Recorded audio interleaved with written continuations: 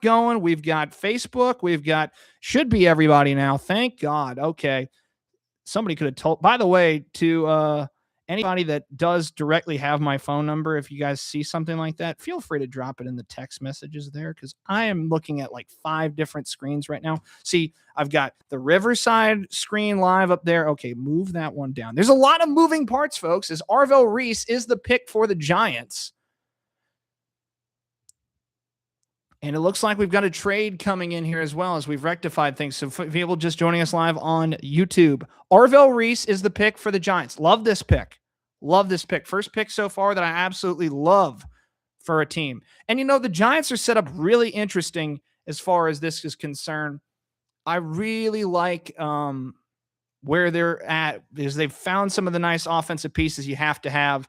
And I think that's done wonders for their immediate short-term needs. Now you start to build the pieces around. You get a coach who needed to change his scenery. Let's be honest. John Harbaugh had kind of run dry there in Baltimore. I think they needed to move on. I think he needed to move on. I think both sides got what they wanted, and I think they both wound up relatively happy with what they did. So the Chiefs do, in fact, make the trade up. Thank you guys for the insight there. Who do they like? I'm suspecting that this might be a case of going after a wideout. I wouldn't be shocked if it is. Carnell Tate goes off the board. The Giants don't go after a wide receiver at 5. Cleveland was in a position to take a wide receiver. They probably had Tate as their top pick. Pick is in, so we're not going to – wow, we're running behind here on the actual draft board because they're now just letting Reese go out there and shake hands with the commissioner. Our world feed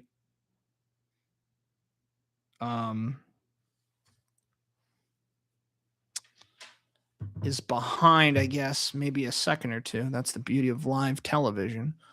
So Arvell Reese goes off the board. I love this. There's a lot of range to his game. Does a lot of things really well. And for a guy like John Harbaugh, you want a piece that can lock in the middle of defense. For all those years, what he had in Ray Lewis, what he had in Roquan Smith, there's a lot to like in a guy like Reese. He kind of fills that position. He can come off the edge. He can give you all sorts of fits. He's got a good reach with the arm length there. He can give offensive linemen problems, but he's not a guy that you have to rush. He's not he's got a good combination of speed, power, and ability off the edge or in the middle to play. So he obviously was our top linebacker on the board. Maybe Styles, maybe. I don't think they would have had to jump from, I don't know that they would have had to jump from 9 to 6 to get Styles, though. Although I guess you could change the equation for Cleveland now that they don't have the wide receiver they probably had at the top. I mean, I could see it. They need help on that defensive side here. Loud sound here as we're ripping papers out. Trying to prioritize. I found out, and if you follow the Collins Janis show here on Moonlight Media Works on our YouTube channel or at TikTok, when you see all our posts here, you'll see that I'm a big fan of the notepad. Big fan of the notepad. I got a whiteboard today just for this. I'd love to tell you I had this whiteboard, but I didn't. I made it just for y'all.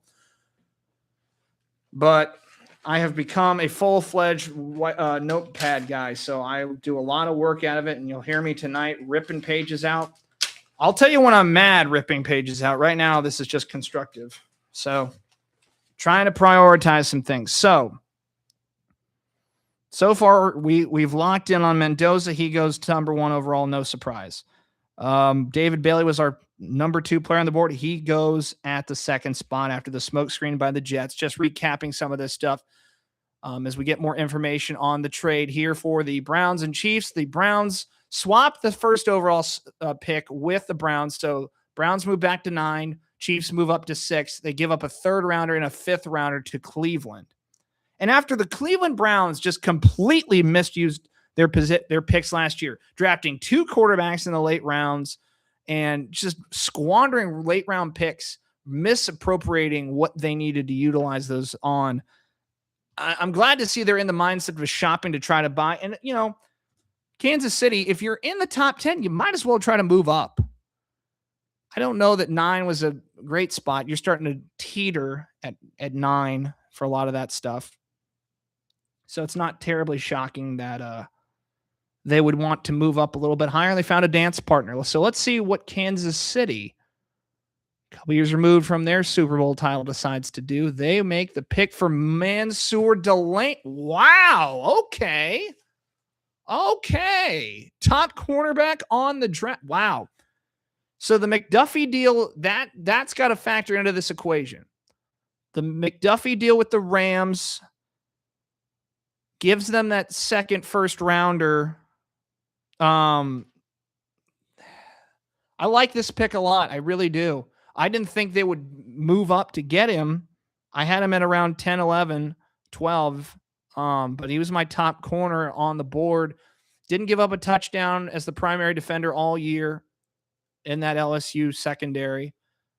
Good hands, good vision, good close on the ball. I mean, he can move around the field. I saw this up close and personal. I saw him play against Clemson earlier this year, week 1 of the season, and he jumped off the film in that game in a defensive battle. What turned out to be that both offenses weren't particularly good, but the LSU defense was good, and that was the point of that assessment in seeing him play live and in person last year. So Delane goes off the board. If you're a fan of a team in Kansas City's division, that's a pick you hate to see. I'm gonna just let you in on a secret, because in the AFC, so pass heavy with all the top quarterbacks, you've got Josh Allen, Lamar Jackson, you've got Justin Herbert, Drake May, you've got all the names that we run throughout the year now. Prioritizing corner in a tough passing offense league is never a bad sign in my spot. And, getting the best one on the board, by all means. So we said at the beginning of the night, if you look back, see if I can turn or move it this way a little bit. Yeah, wait a minute. Go a little bit further. There we go. Trying to work the this is the comedy bit of the night here, folks. Just move this out of the way then.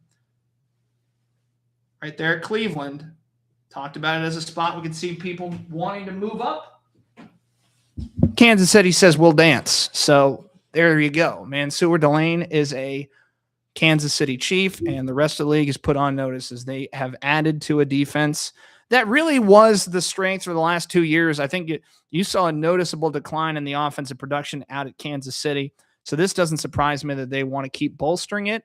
I'm surprised they went ahead and grabbed that, but really the return to Cleveland wasn't that drastic. Not in my estimations.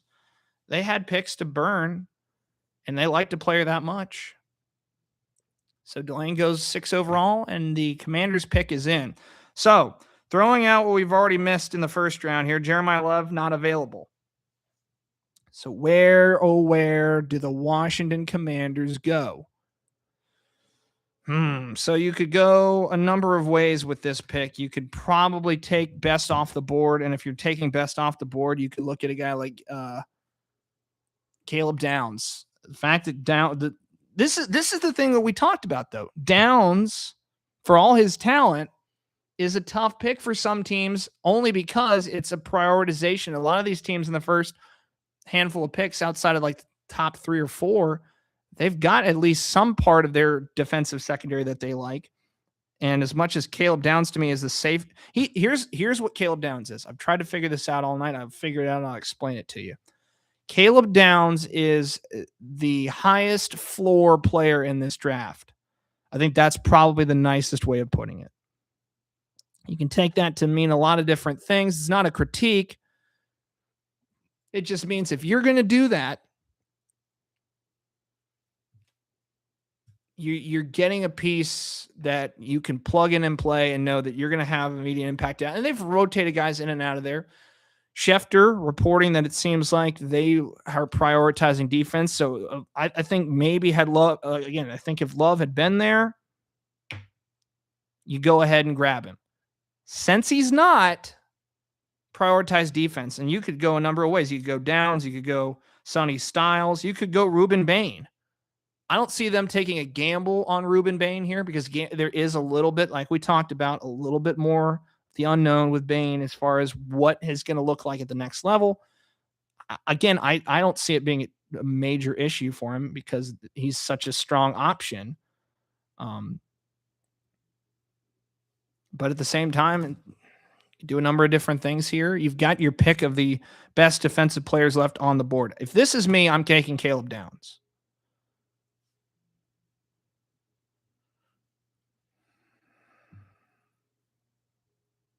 We can break down for a moment here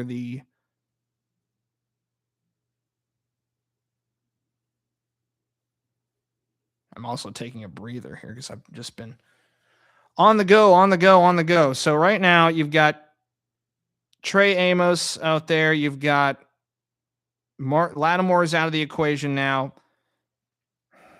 Those are your cornerback options.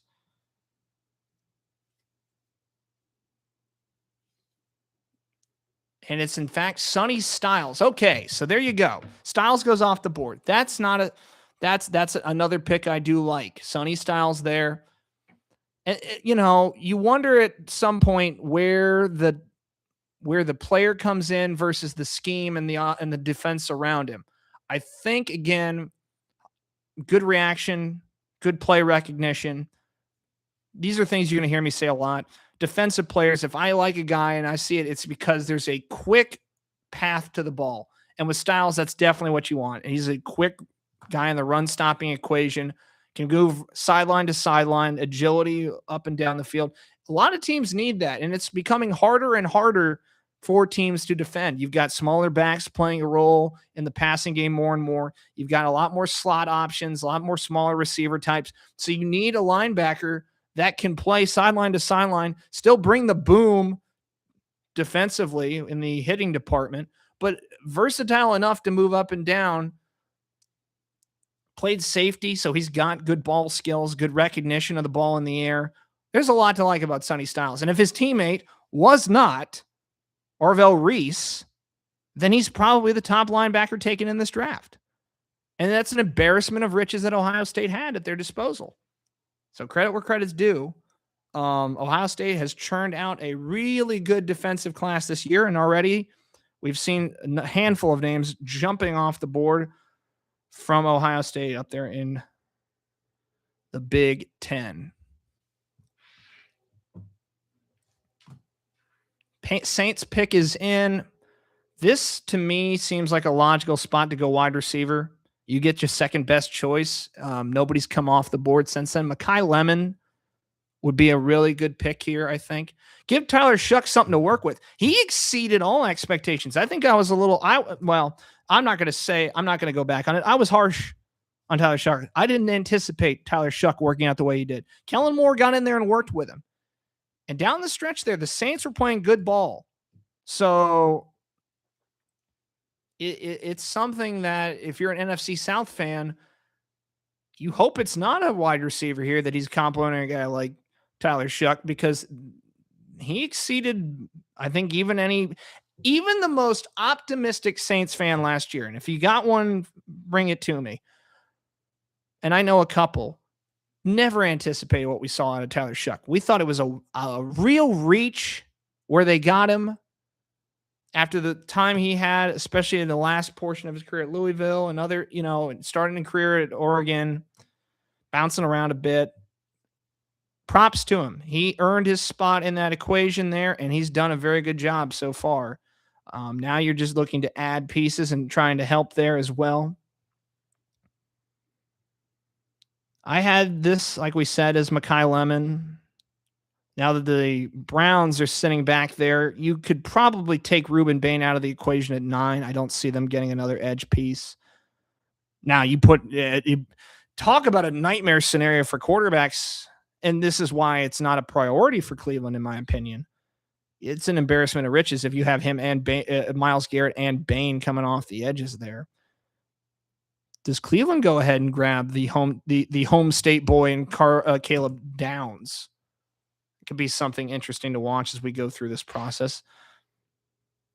Not a lot of Michigan guys in this equation here in the first round. None on my board this year, Chris.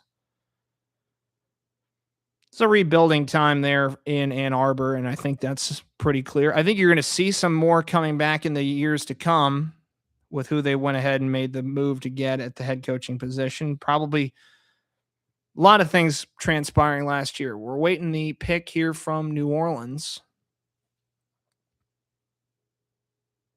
I feel like Shefty here trying to update my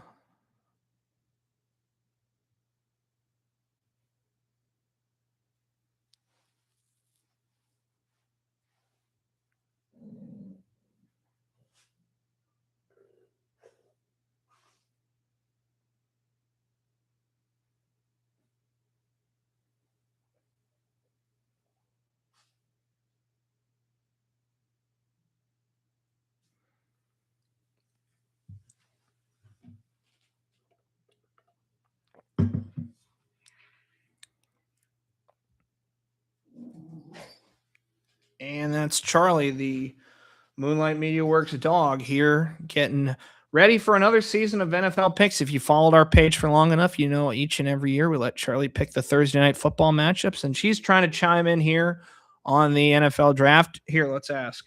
Come here. Come here. Come here. You got any idea who's going to the Saints? Anybody?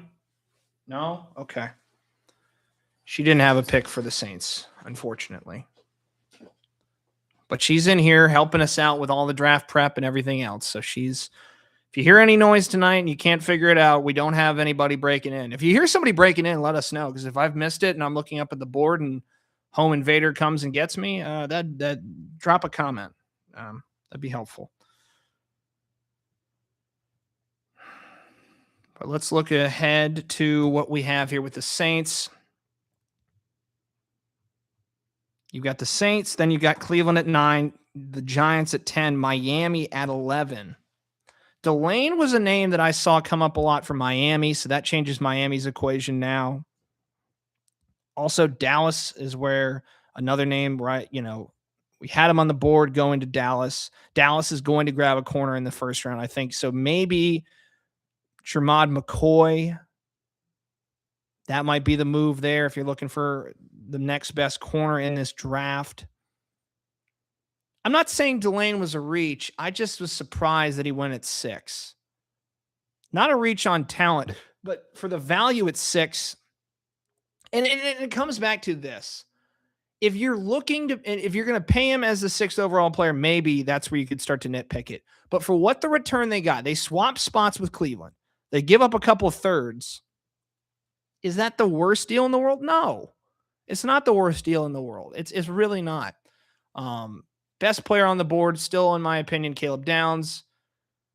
You've got some offensive line options as well. You've got the best player left on my board at the offensive line position. You got Francis Magoa there. He's the offensive tackle out of Miami. Spencer Fanu right behind him at Utah. The offensive line talent moving further down the board does help your case if you're a fan of anybody picking from like 11 to 20. If you got a needed offensive line, you could go ahead and get it.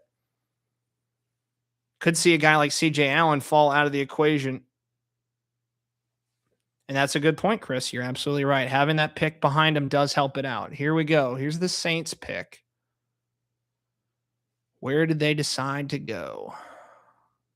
Looks like a good crowd on hand in Pittsburgh. So if you made your way out to Pittsburgh, I guess you're in for a show. The Steel City waiting for the pick from the Saints. Jordan Tyson. Okay. So Tyson goes as the second wide receiver off the board. So this is a Sophie's Choice situation here. You went Tyson over Lemon. That's fine. We thought wide receiver was going to be a priority. It is. They like what Tyson does. I can't say I'm mad about it. I can't say that I'm mad. I would have personally gone Mekhi Lemon at 2 on mine, and I see Tyson as somebody that could fall anywhere from a 15 to 20, but they go ahead and prioritize him over Lemon, and they have like 6'2", 203, not the largest option in the world. This tells me, though, that Cleveland isn't prioritizing wide receiver here in the first, which is interesting. unless they were so convinced that they had the intel. And yeah, that's to the point, Chris, is like I had him at Carolina. I had the Panthers taking wide receiver because I thought I had wide receivers breaking out a little further. I know, and I asked a lot of people in Carolina this week, are you going to be mad if they take it to wide receiver 3 years in a row? And because of the reaction most people gave to Coker and Leggett, some said no. A couple wanted an offensive tackle. If the offensive tackle is the way you want to go, you're going to have your options probably. If I'm watching it now and trying to break this thing back out a little bit, I'm looking at further down the list here, looking at maybe Caleb Lam. Maybe Lamu goes in there as an option.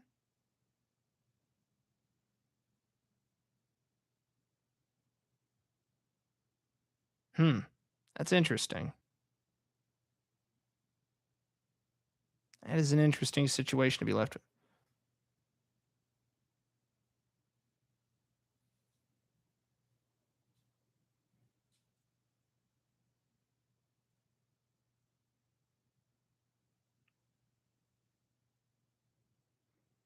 Lamu might work his way back in. I just realized here that in this last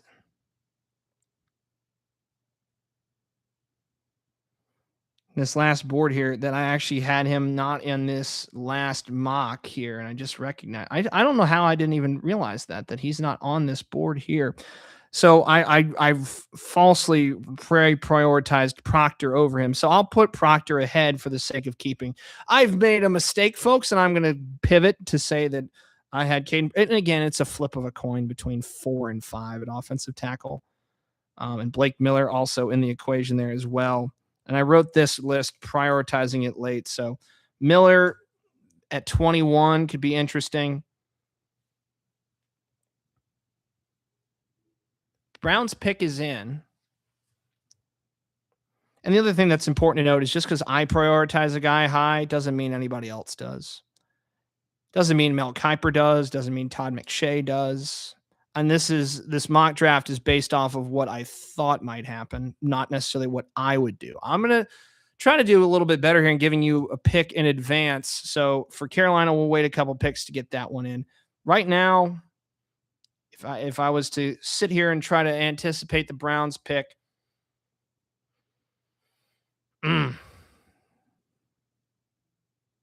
maybe it's Downs. I think it might be Downs. Wouldn't be shocked. And if it does, that sits perfectly. So, and that's the other thing to consider.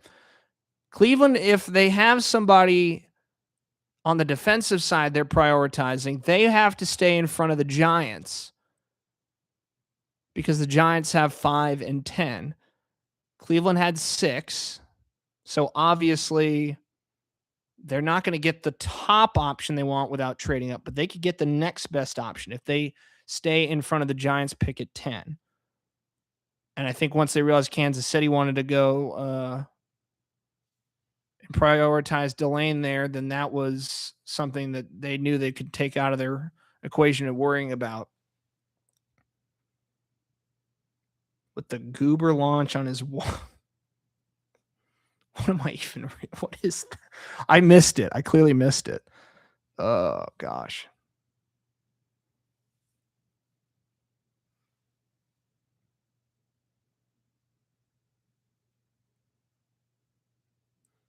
So we'll wait on pick number 9. We'll check and make sure everybody's still able to see us here.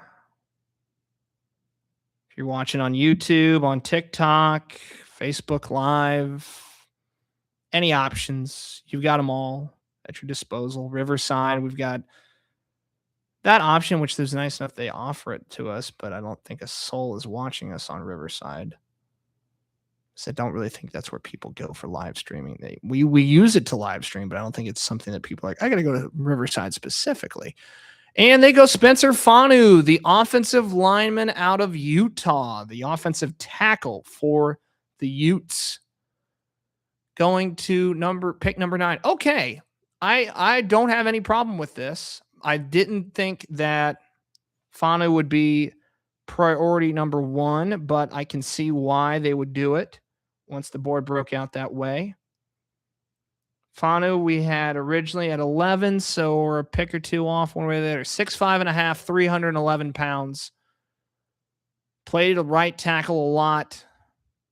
You've got Lamu on the on the other part of this equation, and that's a really good offensive line at Utah. I mean, there's a reason why you don't see a ton of skill position players going from Utah, but you'll always see offensive linemen do that, going high here out of Utah, and you'll always see those teams protect well. They have really rounded. If you're for our Michigan fan in the group here, you're going to love what the offensive talent your head coach is going to bring in now that he's left Utah to make the move up. So best of luck with that. You're going to love that. You're going to have offensive, and Michigan's always had good offensive line talent. So that shouldn't come as any surprise. But the Giants pick is in at 10. The further Caleb Downs drops, the more frustrated I'm going to get, because Caleb Downs, to me, this has to be Caleb Downs. If this isn't Caleb Downs, you're going to get your clippable moment of the night, folks. So go get your safety. Go get your next guy. Get the guy to plug in and play back there in the secondary. Okay, Francis Magoa out of Miami. I've heard it Manoa Magoa. I apologize if I butcher your favorite player's name tonight in the draft. Some of these are hard. I've gone through it, and I'm trying to pull up the best I can, but he goes at 10. Well, I had him as the best offensive lineman in the draft. He goes as a second one off the board.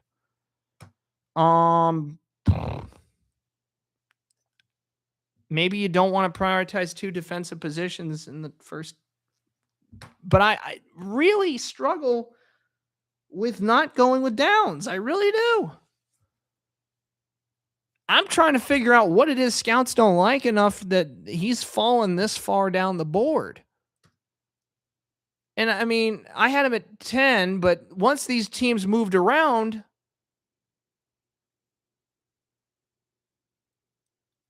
I get it. You want to protect the quarterback. Miami trades with Down. Okay, so this is a pick swap, I assume. So I guess Dallas is going to move up to 11. Oh, wait a minute. Did Miami trade out of the first round, or did they trade? Okay, wait a minute here. Hold on a second. Let's not get crazy just yet. Right now, Dallas moves on the clock at 11. Waiting to see what they decided to do. Yes. And again, I don't have a problem with them wanting to protect their quarterback, Adam. Not at all. It's just, to me, that's a right tackle. If it was if it was a guy that you're going to play at left tackle, then I have no problem with this. If they believe in him strong enough to be a left tackle, by all means, go ahead and take him. Go ahead and do that.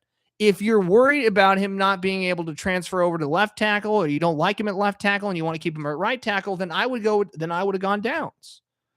So to me, this would indicate that they're maybe willing to play him around the ball a little bit. We'll see.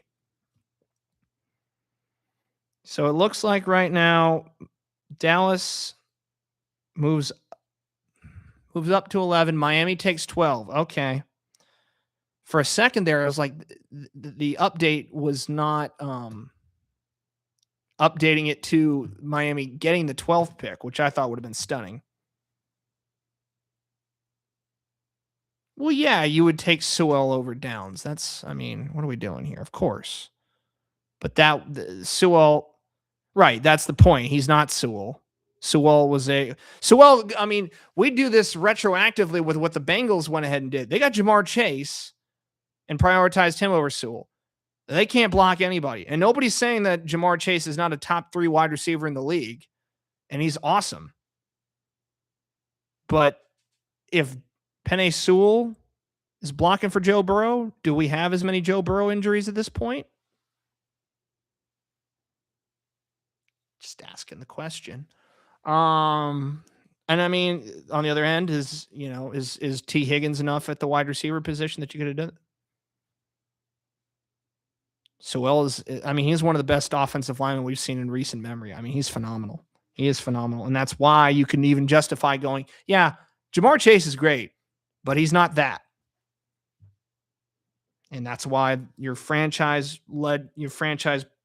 greatest quarterback to play with the bank. I will go ahead and say that. I mean, absolute stud, but he can't stay healthy and they can't protect him. And now they have no help on the defensive side. So everything's going bad in Cincinnati. Getting yeah, getting Dexter Lawrence is not going to immediately fix that defense. They've got work to do.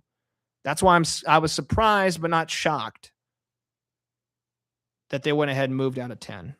Because I would have just started adding pieces. Go ahead and give me a Caleb Downs, get me Sonny Styles, get me Arvell Reese, get me whoever I can get as the best defensive player on the board at 10. Even move up if you had to. But they want to go ahead and get a ready-made player. And they get that in Lawrence, who's off a bad year, needed a change of scenery, fine. And also trying to bolster the fact that they've had some subtractions in there. They have not done a good job at reprioritizing defense in Cincinnati, and it's shown. But between the offensive line struggles, they got a lot of problems. And it starts at the top at ownership. And I don't think anybody watching this on any of these platforms could argue that the ownership in Cincinnati has given all the problems that they're experiencing.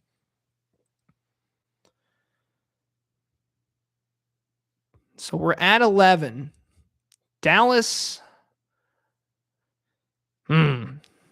If they stay with their pick at 20, they may actually still have a shot at taking a corner if they wanted to wait. If this is me, I'm going to go ahead and take the corner I like. I would take McCoy here.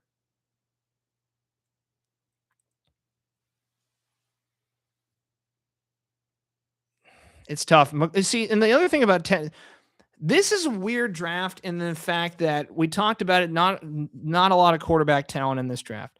A lot of high priority guys at the 2 or 3 big offensive positions. What you see that you do not see a ton of is this idea that you have teams producing not 1, but 2 first-round talents at a position group, not just multiple positions. We see that all the time. We see that till the cows come home from schools like Ohio State, Alabama, Michigan. You can go down to Penn State. You can go down the list. Miami, multiple players in the first round in all these different groups and all these different colleges. That's fine. Very rarely do you see schools putting out 2 or more first-round talents at a position group. Utah has that with offensive line talent this year. They also have a similar situation with what Tennessee is able to do as far as defensive players are available on the board. So, I mean, it would be interesting to see just how far they decide to go with some of those options. But again, it's a rare deal. You don't see a ton of it. You'll see an occasional team put out 2 offensive linemen, but very rarely 2 tackles. Very seldom 2 offensive interior linemen. So, maybe a couple wide receivers on a squad. Ohio State's class that's coming out this year is a strong one. And when we talk about it all the time, collective defensive units or offensive units putting together a great draft class. And it'll be interesting to see how these players shake out, who immediately takes the impact at the next level. I mean, they spent the last year under Matt Patricia as the defensive coordinator there, who has, his experiences at both the NFL and now at the college level, working in New England, working in Detroit. Sorry, Adam. And here's the full rundown of this pick. So we have this pick swap. So 11 goes to Dallas, 12 goes to the Dolphins. The Dolphins really only get a 5th and a 5th to swap, but it's only for 1. So they get 2 5ths out of that, and they move back 1. So, okay. Saw 2/3 to go swap for, I believe, 3 picks, and to move 1 is 2 5s. I think that's the ceiling fan squeaking. That's a fun discovery to make. Finally, there he goes. Caleb Downs is off the board. Thank God. All right. So I had him at 10. He goes at 11. This is a guy, I said it all night long so far. We've been live on here for over an hour and 42 minutes. Said he was my favorite player in the draft. Goes to the Cowboys. Best player available pick. That's what that is. And maybe that's why they move ahead of Miami, but I don't know that Miami was going to prioritize safety. So Dallas moves ahead. They get ahead of a couple teams that may have made the move. They needed a defensive back help. I thought they'd get corner. They go safety. I had this as Delane originally. Delane goes up way higher than Dallas was going to reach for him, so that's fine. But they instead get the best safety on the board. Now, we're at 12. We've got a couple teams kind of mulling around behind him. We've got some offensive linemen that could be going off the board here in short order. Miami could also prioritize it. We originally had this as Fanu. Maybe they go Monroe Freeling out of Georgia. They could also maybe go the route of they could go Caden Proctor, Caleb Lamu, Blake Miller. This is, again, a preference pick at the offensive line situation. I just realized that with all the work I've done this week and all the talking, I'm going to have to start using less words at some point. But because this is a live stream and I'm doing it solo, we were supposed to have a special guest this week, but he decided to forget he made alternate arrangements and planning. So you're stuck with me tonight. Stuck with me for anything on this channel, if you're being honest. The pick is in for Miami, by the way. Last tail of the tape, 5'11 plus for Caleb Downs, 208. Can play down in the box. Can play in the run. Can move around the field. You can move him into a coverage situation, but he's got on the attack play. Decent size. He's a bigger, more active 5'11 than I think that probably lets on. 5'11 and 5'8. Good ball skills, like we mentioned. So he's a Swiss Army knife of a safety. A lot of times you'll see guys, they want to draft a box safety, come put him down, try to bring him off the edge, try to move him around like that, or you take a true coverage safety. But you see hybrid guys all the time now that can do both at a high level, and Caleb Downs, in my opinion, is one of those guys.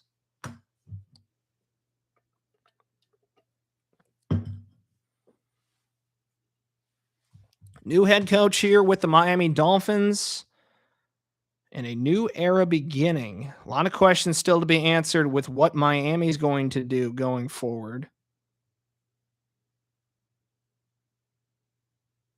This was not if you watched our inaugural episode of the Collins Janis Show back in February, the week of the Super Bowl, Jeff Hafley was not a guy I was entirely high on in my initial coaching estimations. As far as the swaps around, and then partnering with the GM there in John Eric Sullivan, looking to rebuild this roster here and really take a new approach. Obviously, the Tua Tagovailoa situation, that's done and dusted. So you're starting over at a lot of positions here.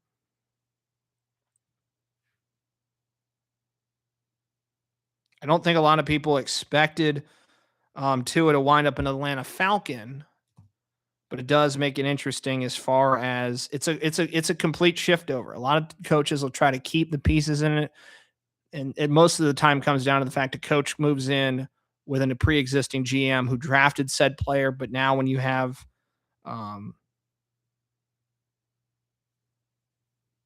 continuity or a synchronized vision for the future, you can start to look at guys like that.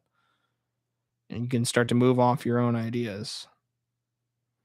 They went ahead and get Malik Willis at quarterback, following Hafley from Green Bay. Here's the pick for the Dolphins. I think it'll be an offensive line. And it is Caden Proctor. Okay, so now we're starting to get back into the sync of things here. Fanu off the board, so you go ahead and take who you like here as the offensive line talent of choice in Caden Proctor, who spent his time at the University of Alabama, goes to the Dolphins at 12. There is a little concern, and I say little because some of the more recent offensive line talent out of Alabama have not hit at the highest rate, and we've seen them for years get drafted, so you're going to have misses when you have just that many people picked. But as an offensive tackle, this isn't a bad play at all. You can prioritize it. He was, I guess, officially fourth on my adjusted board, but I had him originally 5th, move him up to 4th. So he's now the third offensive lineman taken in the equation here. Played left tackle. Did a really good job when Alabama had Jalen Milroe in the equation, then also worked with Ty Simpson, a lot more mobilely athletic quarterbacks. And Malik Willis is a guy that's going to move around, is going to make plays with his feet, not necessarily in a traditional scrambling capacity, but he's going to stretch plays out. He's going to take some time with the ball. So I think, Willis, this is pairing an offensive line talent with your quarterback, which you can do. And especially if you're trying to take a pre-existing quarterback. And there's also a great highlight of him last year taking a pass out wide. So he's got mobility. He can move around the outside and really move guys off the ball. So if you want a guy that's going to bully guys off the offensive line and bully them away from your quarterback, this is a great pick. Here's the Rams. If I break out the big board again, which I'm realizing now how hard this was going to be with the mic in the way. Had this circle as a pick that the Rams might move. It's a trade from Atlanta for this pick. I had this, I believe, as well. If I'm looking here on TikTok, it is to our big board there. I had it as Monroe Freeland. I could see it. Although if Caden Proctor goes off the board here at 12, maybe they don't go offensive line. Maybe they go another direction. I didn't have a ton of confidence they would stay at 13. So the fact that they have the pick in at 13 means they're happy with that spot in the order. After the trade with Atlanta, obviously you're prioritizing keeping the window open while you still have Matt Stafford in the equation. It's as simple as that. You still got the pieces that can compete at the top of the NFC, ran into the eventual Super Bowl champions. So there's nothing really to be shamed about in that equation, or, in that strong a division in the West. You had San Francisco, you had Seattle. Arizona's not a factor to you. So prioritizing offensive line, keeping everybody clean back there in the pocket, keeping Kyron Williams and company moving the ball, that would make a lot of sense to me here. And if it is, I think Freeling would be an obvious option. Maybe they like Lamu. I had Lamu as a later first rounder, clearly, because I said it and I wrote it on that board there. And after we get to LA, and I'll bring the board back out since Brandon's a big fan of the board here. Patent trademark pending. We're in the process of trying to figure that out.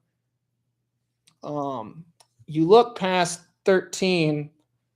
You have the Jets with a second pick at 16. 15, 16 would be the next time you could see somebody decide to move, unless they get a great deal on something. If they don't like Sadiq at 15, Tampa Bay could move. We've seen that. I guess doing a horrible job of narrating this while I'm pointing at it. Then you got to wait almost down to, this is another thing. I didn't circle it because I thought originally that Tyson would still be on the board. Maybe the Panthers trade out of the first. It would not stun me if they did, or they trade back at least. Because at 19, it's starting to get a little messy at 19. Now, you don't have the needed edge. You don't have the need at linebacker. I said it at the beginning of last month when the free agency period was going on. I thought the Panthers nailed their free agent strategy. I loved what they got in Devin Lloyd. I love what they added in Jalen Phillips, the contract being what it was aside. Retaining Coker at wide receiver.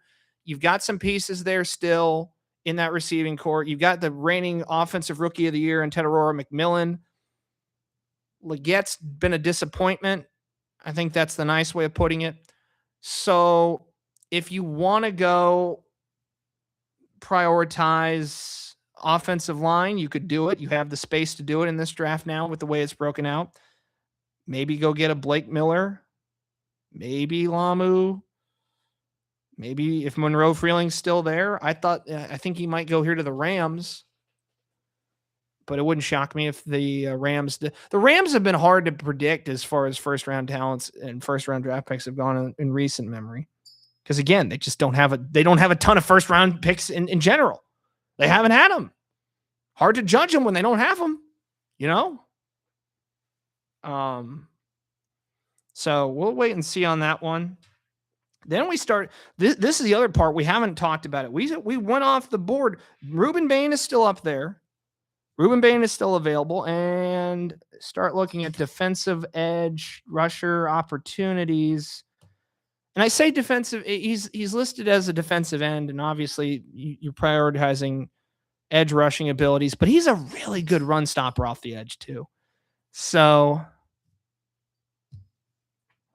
to a team that wants to help stop the run, and you need a little defensive line help, Ruben Bain is there. Now, question will be just how far he falls and how much of that is due to the arm length discussion. I hate it. I really do, because obviously there are things you can work around and some you can't. Offensive linemen, I get it. It's a big issue because defensive linemen have these big arms and they're going to try to get the advantage and try to move you out of the way. But if a player is phenomenal and he's not shown you poor tape with short arms, I get this is the NFL. You have to prioritize what they're going to see at this level. I struggle with it sometimes because I think a guy can work around a couple of these things. Arm length being the one big challenge that an offensive defensive lineman is going to be judged against. No matter how good your tape is, how good your footwork is, if your literally your arms are just a little too short. If only I had like 250 pounds of muscle or whatever, and I got these long arms, I could have been a defensive or offensive lineman if I had a different metabolism as a child. Who only knows? And if I'd ever seen the inside of a weight room before I was 18. Weight rooms are scary. I played dodgeball instead. Keep showing Ty Simpson on the board up there. Ty Simpson could sneak his way into this first round. We saw it last year. A couple guys moving in late. Jackson Dart. I don't see a team unless you're seeing like a team wanting to go grab the next guy in line here. I don't know. I don't think the Rams will waste a first rounder on a backup quarterback for this year. Oh my God, they did. Wow. There's your shock of the draft, ladies and gentlemen. Ty Simpson at 13. Wow. Oh, okay. Wow.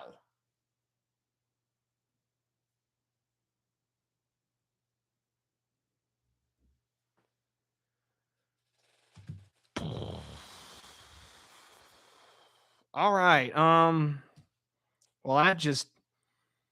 we knew somebody would do it. Somebody was going to do something. Now,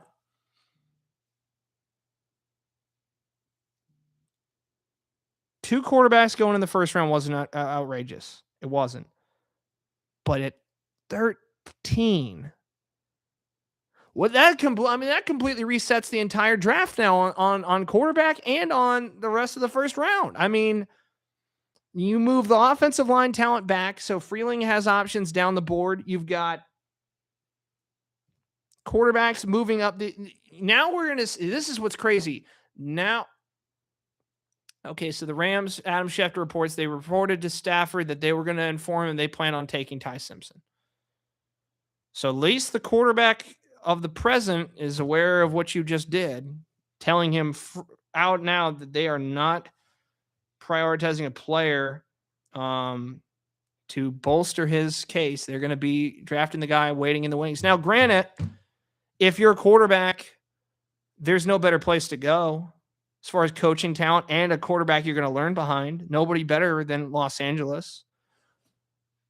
But did this need to be at 13? I don't think so. I really need to hear the report as to who they thought was going to jump ahead and get him. Because realistically, Pittsburgh, maybe. Beyond that, I'm struggling with this one a little bit. Baltimore's on the clock. I think they go guard here, and there's only one in the first round that I had graded. So I will say this. I will say this. I sound like I'm being harsh. I had Ty Simpson as a clear 2.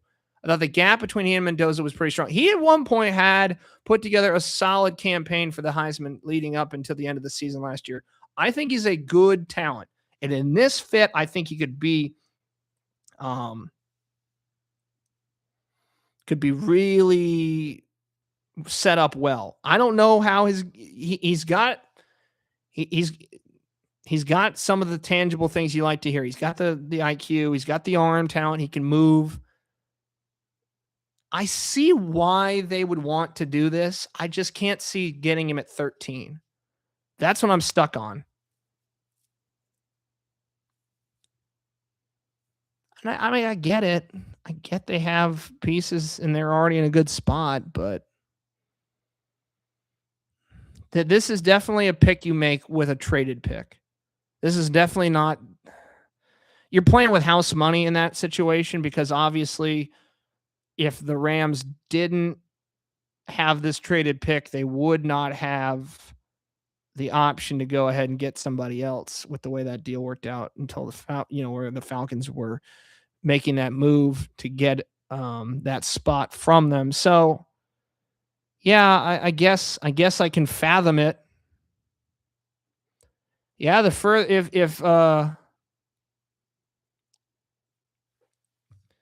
the Ravens go guard here, then you only have to wonder about Tampa Bay. Tampa Bay takes Sadiq, then opens things up. Mate, do the Ravens get really crazy? Do they get Reuben Bain here? I mean, I'm just speculating as to. I think this is guard. I think this is a slam dunk guard, and I think it's the only one on the board here that you take. And Venvenge Ioane. I'm going to butcher that name, and I've tried not to say it a lot tonight so I don't sound stupid. It's hard. It's a hard name. I looked it up. But I think that's the pick here. I've had it in every board as this. So far, my hit rate isn't terribly high, but I'm definitely I've maximized the positions. It's just I think we got a little more unpredictable than I think we've had in the last two. If you go back and watch our last two drafts, if this is not guard here, I'm going to be really surprised. Rookie head coach.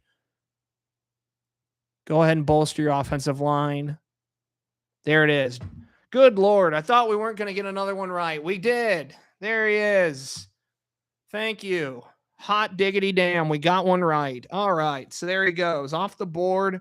Had him in every mock draft to the Ravens. And again, this is team building. This is roster construction. My hair is all out of whack. Go ahead and get pieces to bolster your offensive line. They needed help at guard. This is the best guard in the draft by a significant margin. Best interior offensive lineman, center or guard, right here. Venge is a player that, spent his time at Penn State. They run the ball really well at Penn State. That's why Drew Aller's not a higher equated player in the draft. They run a really ball-protected offense. They throw the ball down the field with good consistency, but it's a very calculated offense.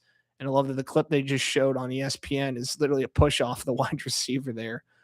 So I'm pretty positive that's a flag play there. But yes, Adam, it is 1,000% the best part of the draft is the Goodell boos every single time. It's great. It's like Pavlov's dog. You hear it and you go, yay. It's almost like it's like, hearing your favorite song at the end of the concert. You just have to have it. So the big first shock of the first round, Ty Simpson taking the 13th pick in the Rams spot there. He is a Ram. Other initial surprises, we had Jeremiah Love up at 3. We had the smoke screen by the Jets. They stayed with Bailey after debating that back and forth. Mansour Delane going at 6. So we've had some interesting picks here. Now, this to me has to be Kenyon Sadiq, the Buccaneers are in a prime position to add a tight end. Keep protecting keep adding to that offensive line with a guy in Sadiq who can block, but then giving a guy like Baker Mayfield a big target in that offense. I mean, they added Emeka Ibuka last year, and they've kind of. I know you don't want me to mention it. I know. Because here's the deal. This is ultimately, and this is that win y'all got over them. This is what it all comes back to. Separating it down by a game, one way or the other, between Tampa. It gets you a playoff game, but it also gives them the higher pick here. And this is a team, in my estimations, that if you go ahead and get this, you're helping an offense that needs just a little bit of the injection, so to speak. A little helping blocking while providing a big, awesome target to throw to in the passing game. If he doesn't go here, I immediately circle Carolina. Could also circle Minnesota in there as well. I'm not trying to scare you, but Minnesota, I think they stay at safety. But Minnesota's pick, maybe somebody wants to reach and get Sadiq. Reach ahead of the Panthers, I should say. I look back at the board down there, the big board. Here's the board again.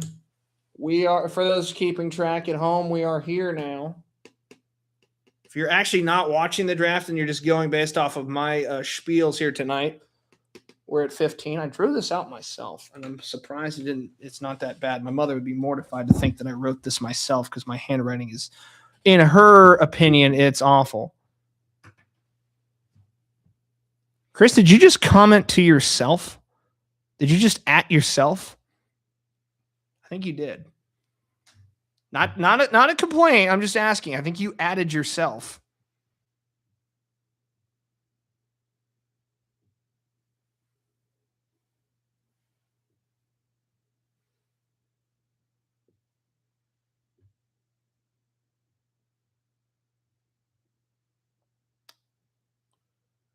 They stayed with their pick. They stayed with their pick.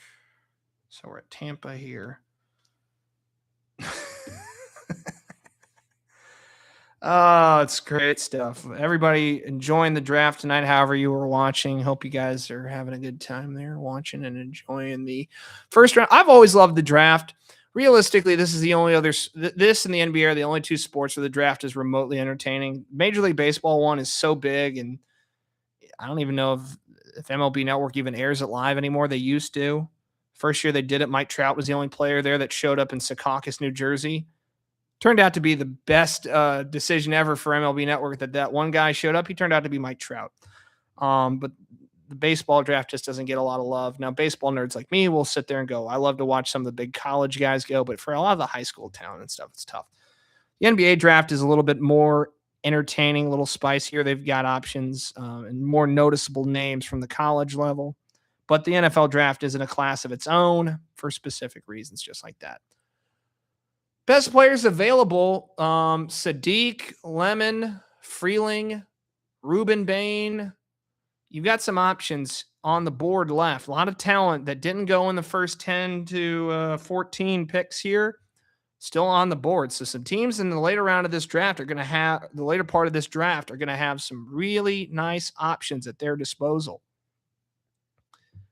Kind of hinges everything, and I hate to do the old everything hinges around this scenario, but it does kind of hinge around what Tampa does.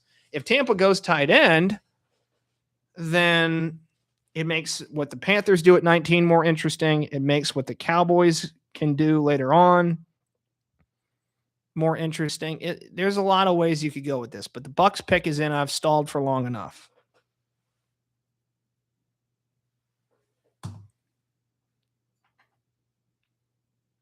During the next break here, I'm going to have to go grab my soda. I'm realizing I'm dragging here a little bit.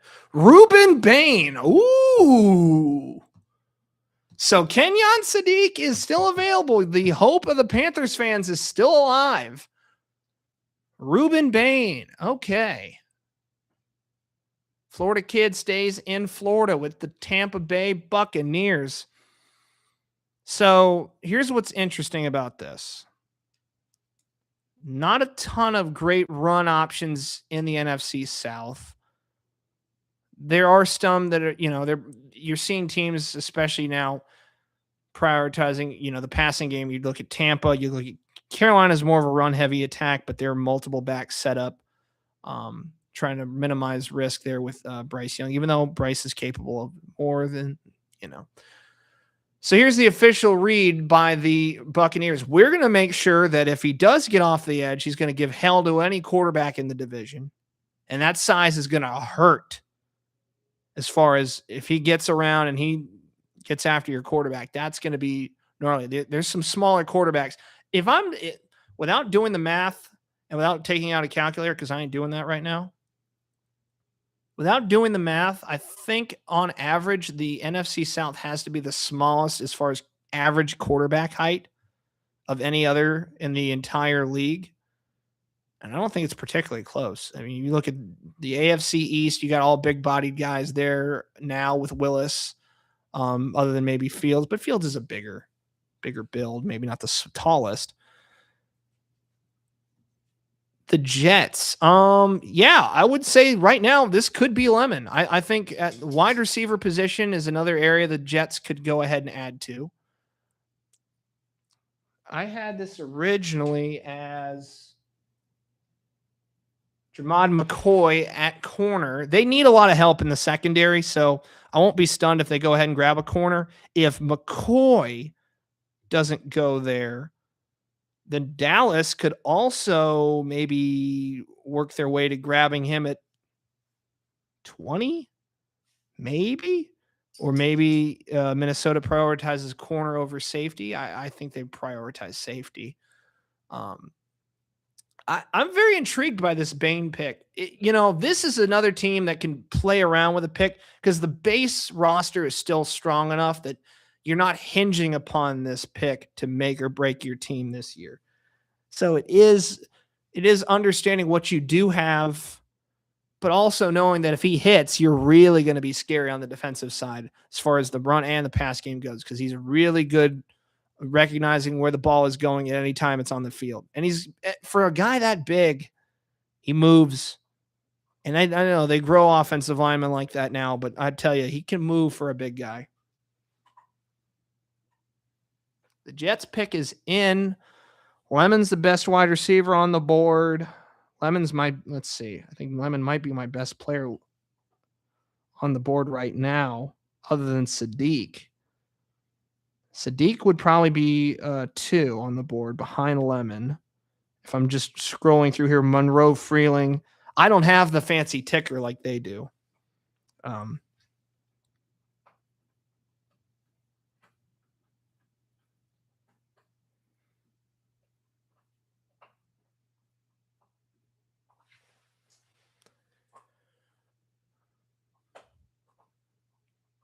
As we await the pick from the Jets, we'll see just exactly where they decide to go. They can go a number of ways. They can definitely go and get aggressive, get a wide receiver. This is a situation where you're adding you need a lot of help. High-end priority offensive players or high-end priority defensive players at the positions that are available. I won't be shocked, though, if they get it wrong and they just go with a too safe of a pick here. You know what? Get aggressive. You picked the second best player on my board at 2. So you got that part nailed. You're going to get a guy off the edge who's going to go crazy. So maybe go wide receiver here. Go offense. So they go Kenyon Sadiq. Okay. Interesting. Kenyon Sadiq. I was wondering about this in the back of my mind there as I was saying Lemon. But I like that pick. It's very seldom. Yeah, I know. It's a career threatener for the poor guy, but I like that pick for the Jets. I like this player. I came into this draft loving Kenyon Sadiq, and I don't love generally what the Jets have done. If I'm just looking at their draft right now, as far as need, as far as fit, And as far as talent, I have to say I love their draft class right now. And that's not something I have said about the Jets at probably any point I've been doing this coverage. Any point. Every once in a while they get one, but to get two, and I don't know if this was always the pick. I had a lot of people circle Sadiq at Tampa, so I'm surprised that nobody felt the need to jump ahead of them. I guess they got they read the tea leaves and said we don't need to move. Sadiq's got he's a lengthy option at the tight end position. You know, this is a bigger part of the passing games nowadays. You got to have a guy who can do both. You got to have a guy who can do so many different things in the equation for you in the tight end position. If you can't block, it's a liability. If you can't catch, he's a liability. If you can do both really well, there's no reason why you don't take him in the top 17, a true first. And he's a true first. And as I outlined at the beginning when nobody could hear me talking, the first group of players taken is, in fact, your true first guys, your first 1 through 15 to 17. Beyond that, those are guys that could go first or second. If you're picking them in the first 15 to 17 guys, that's a true first rounder. So David Bailey and Kenyon Sadiq, Jets needed to get aggressive after how awful they were last year. Go ahead and get best player available in both situations, really. Lemon might have been my best overall, but Sadiq, it's neck and neck. Sadiq's a phenomenal player. All right, so the lines are up. The Lions are in an interesting spot here.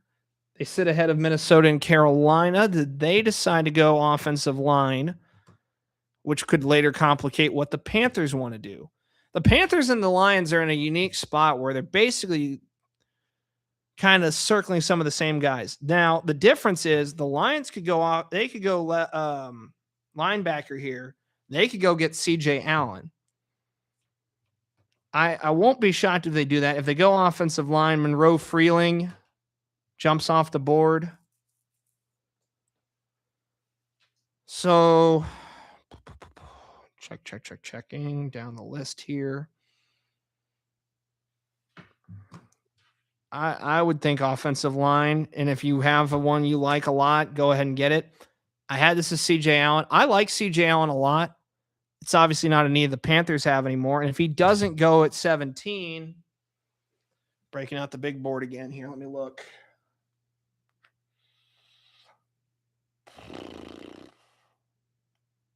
Can maybe go to the Chargers at 22, possibly. I've had them taking McNeil Warren this entire time.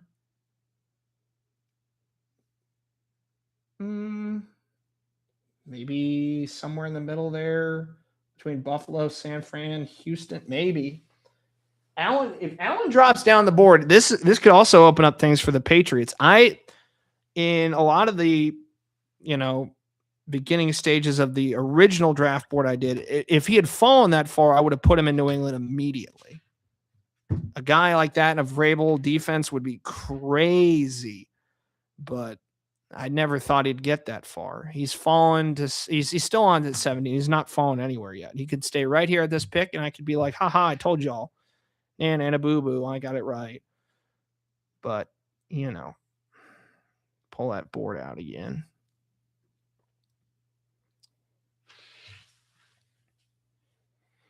For those of us that have been hanging in this chat for over 2 hours and 16 on and off, we appreciate the hell out of y'all. And I'm mostly talking to Chris and Adam. I understand that, but we've had people. Yeah, we've had a good number of people click in and click out tonight, so that's nice to see. People are checking the pages out. And if you haven't already, this is my plug. This is my only plug that I can actually have. Please follow Moonlight Media Works on YouTube, Instagram, Facebook, Twitter. We're on all those pages. The TikTok page is my own, but it serves as a page for the channel as well and for the company-wide thing. That's what we're trying to do here, folks, trying to build it up so we can do more cool stuff like this. We weren't even sure we could go live on TikTok until a week or two ago. And we appreciate everybody that's checked out that page. So it's made it possible to be here live on TikTok, and apparently it seems to be where everybody wants to check in with us tonight. So we appreciate you guys doing that. Never thought I'd be a TikTok person, but here we are in the year of our Lord 2026, and that's what we're doing. So is this CJ Allen here? Is this an offensive lineman? How does this shape up for what comes behind it? I don't think it changes anything for Minnesota unless they're going to go grab the safety out of Oregon. I can't imagine that this is a safety. I would be stunned if it was. I'm thinking offensive line or linebacker.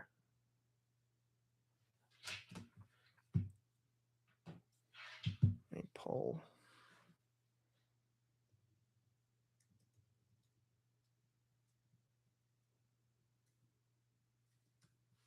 Pull this back up for a second. I've got some notes here. I'm going to try and run by us here.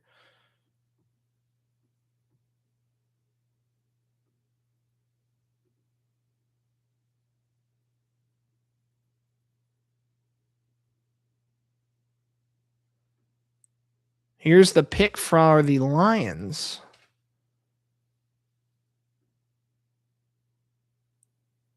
Where do they decide to go?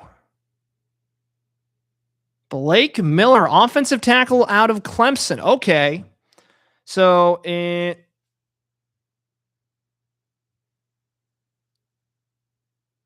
don't mind that at all. I think that's a great pick at 17. So that does leave the board open for Carolina a little bit. You don't take. Look, and I know your reaction is 6'6", 3 3/4, 317 pounds. Disregard how bad Clemson was last year. They have a lot of talent. I think the coaching failed a lot of these guys this year. Talent and coaching, and then quarterback play was bad. Started over 50 games at Clemson at right tackle. It's a nice tackle position. He gets into the second level. He can move. He can really work it all the way up the field. He's got good footwork. So, I mean, those are all things to like in an offensive lineman. Prioritizing the other side. I mean, you got Penei Sewell, so now you're making sure that your running game and your quarterback are going to stay upright for a long time with these two. And I think don't see a ton of offensive line talent go high. It wouldn't shock me.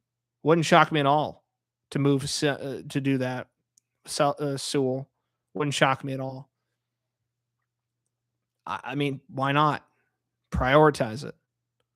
They've had to shuffle that offensive line a little bit. They even had to dig back out of the retirement pool last year for that offensive line down late in the push there. I mean, that is a Lions team the last 2 years that has had the injury bugaboo after them. It is the 18th pick in the first round, and it is the Minnesota Vikings up to pick here. Do they decide to go away from safety, maybe go offensive or defensive line? Let's see if they decide.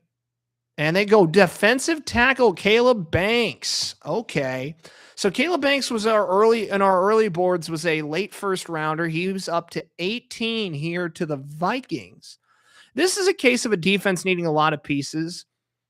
Traditionally a very good defense in Minnesota, has been for a long time, but they needed to restock the cabinet. And Caleb Banks, I'm not going to say it's a reach, because if you're looking for an interior offensive or defensive lineman, it was him or McDonald, and I had McDonald at 1, Banks at 2. They clearly prioritized Banks over McDonald, but I can't really shake a huge stick at it. Surprised they don't go safety, but that does now open up safety going down the board. If it was Emmanuel or McNeil Warren to the Chargers, that might shake things up, because now you got Thieneman there available out of Oregon. Not saying that's solely the only option to do there at safety, but you've got choices there. The further down all of them play, and again, Downs goes 1 pick beyond where we had him. If Carolina, this is interesting. Monroe Freeling's fallen a little bit. I mean, middle round pick is where most people had Freeling, anywhere from like 11 to like 21. So it's not terribly out of the equation. If I'm the Panthers, I might go Freeling here. I might go Freeling. There's some good options. You're absolutely right. They could also go Mekhi Lemon. The fact that Lemon is still on the board, I had this as a pick at wide receiver. Didn't think Lemon would still be on the board here.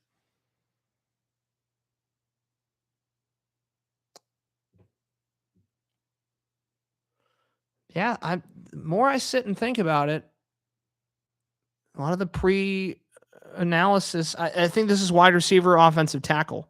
I think that's really what this comes down to. If they're fine with going 3 years in a row with a wide receiver in the first round, then fine, you go and do it. If you know you're not getting those guys in free agency, why not? Why not give it a shot and go ahead and grab them in the first round? You struggle with it. You missed on Leggett probably drafting a guy in the first round that's not going to be factored into the top 2 wide receiver portion of that equation. I think he's fallen back behind Coker at this point. And that is a valid point, Adam. You got to go get a tackle. And I think that's a big part of the equation with what Carolina should be prioritizing. I'm trying to set the expectation for all of you guys because, again,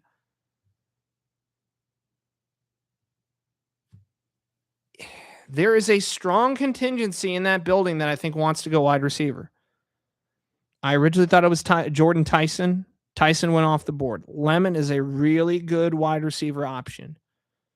But Monroe Freeling's sitting right there. Caleb Lamu's available. I'm surprised Blake Miller went ahead of Freeling a little bit. But I'm not terribly, broken up about that.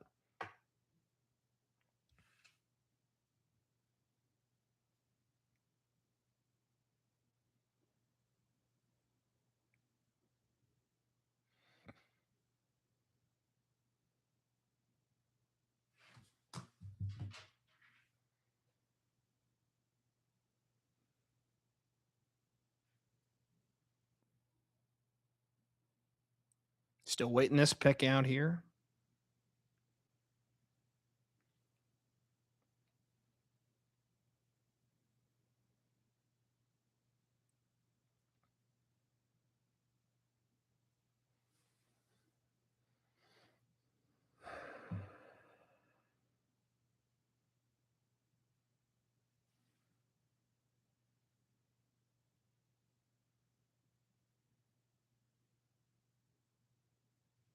Pick is in.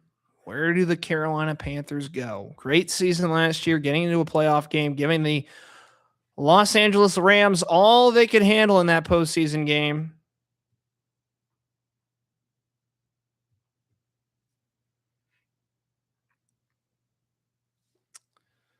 Commissioner taking his time getting to the podium with this one. All O-line, wide receiver. Lock it in, everybody. I'm going to go wide receiver. I have a gut feeling.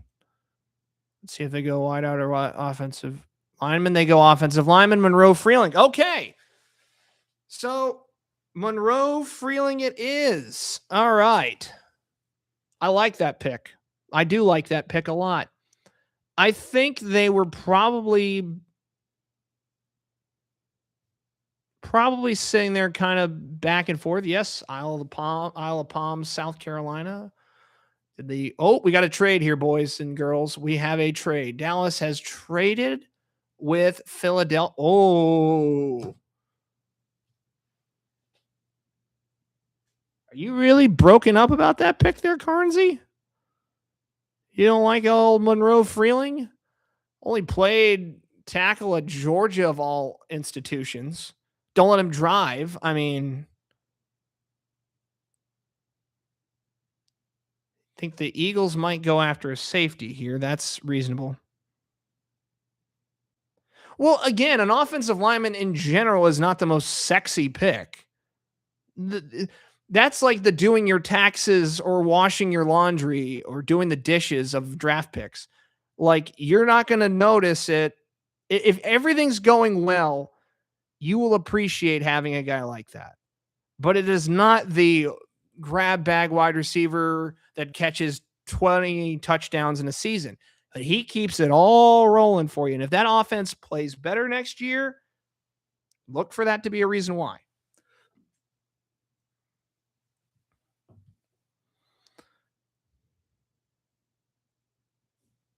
I think Icky's kind of a mess, if I'm being honest, as far as that's concerned.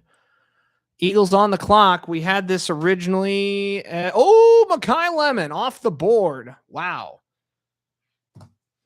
So here's the part we didn't talk about. We talked about Mike Vrabel and company at the top of our broadcast. Adam Schefter reported it this week that a deal is supposed to be done between the Patriots and the Eagles for A.J. Brown at the beginning of the new league year, starting in June. If that is in fact the case, and even if it's not New England, they are planning on moving off of A.J. Brown, who's been unhappy there for a while. Go ahead and get the next guy in line. Pair him up with Devontae Smith. You've got him on the outside there. Give him another target, and kind of fill the place of a guy like A.J. Brown. This gives you the flexibility to go, okay, now we can really shop A.J. Brown seriously. I think they'd probably been more reluctant to do it in the past. I think they need to do it. And now they can go, oh, okay, we got a next guy in line. He's good. We're great to go. We're in good shape. So I actually do like this pick. I think originally, if I go back to the board here, I had them taking Keem Messidor, the defensive lineman out of Miami.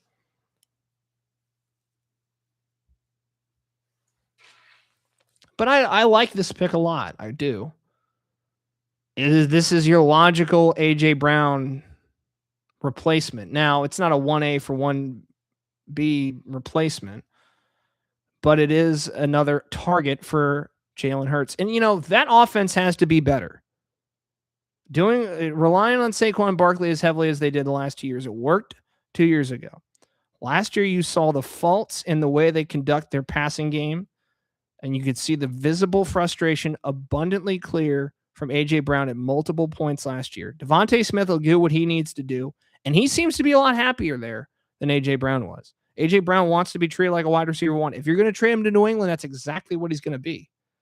But clearly, Philadelphia not wanting to play ball with A.J. Brown. Now, if they somehow kept A.J. Brown and you had Mekhi Lemon, then you're really in a scary position. But again, you still have to have an offense that wants to throw the ball that way, and they don't. Not exactly the size comp to A.J. Brown, but 5'11", 192. Was my second best wide receiver on the board. Good speed, good route running, gets to the sideline well. And, in that offense in USC, it's a mixed bag. It's a Lincoln Riley offense. That's an air raid concept there. Gets the ball into a lot of receivers and a lot of players' hands. But good tackle breaking ability as well. Can shake off defenders. He's got options there. At 5'11", he's not you'll hear me say this. I've said it before, and it sounds stupid without context. He's not a small 5'11". There's a good radius there at 5'11". You're not going to be like, oh man, he's too short to be a wide receiver. That's not the case at 5'11", basically 6. I know when you're out dating in the dating pool and you say 5'11", when you say 6 and you're 5'11", that's a joke. But in the wide receiver business, that's fine, more than fine. So Mekhi Lemon, a Philadelphia Eagle, and the other Pennsylvania-based team, the hometown team here for the draft this season, due up to pick here at 21. Looking back on the board, this is where Blake Miller I had originally tabbed out. So now we're looking at offensive line talent for Mike McCarthy and company. So Magala, Freeling, Fanu, Proctor, Miller off the board. This could be Caleb Lamu. It could be. They may pivot away from an offensive line pick here. Could go wide receiver. Though I think if they did add Ryan, I think if they did, they'd go Cooper over Boston. Just my gut reaction. I think Cooper's been higher on more people's boards than Boston has been so far. I had him at 4th on mine. I think a lot of people had him 3 or 4. I think some people even had him originally projected out to Carolina in some of those equations. Great crowd on hand in Pittsburgh behind what was Heinz Field, whatever the hell they name it now. Is it Acrisure Stadium, or is that what it's called now? I believe. It's like anything we call these stadiums. I assume this is some very elaborate video. I don't obviously have any volume or insight here to keep this all above board and legal, but I assume they're doing Renegade right now on the TV. It looks to be very electric by the presentation. Yeah. I mean, they're playing to the home crowd. And this is the one, like I said, I let off the broadcast. I don't know if anybody heard it because it was mic issue at the time. This is the best part of moving the draft around team by team. Now, not every environment's going to be the same. Green Bay was strong last year. Pittsburgh's been great this year. Nashville a couple years ago was great with the Titans, and you can go down the list. A lot of teams deserve a draft, and we'll probably get it in the years to come. Where is it next year? That's a great question. And all this preparation, I don't believe I looked at where the NFL draft is for next year. Washington, D.C., from the National Mall. That'd be interesting. They're going to have a NASCAR. They're not going to have not a NASCAR. They're going to have an IndyCar race around the National Mall this year. Makes sense that they're going to go to Washington, D.C. That makes sense. That's a really good pick. And we've got terrible towels abound. Jerome Bettis, the bus. Looks like we got a bunch of youth or high school players coming out there. This is interesting. They've done a nice job here. Back to the task at hand, though. Where on God's green earth do you go with this pick? Let's see if I can pull back the...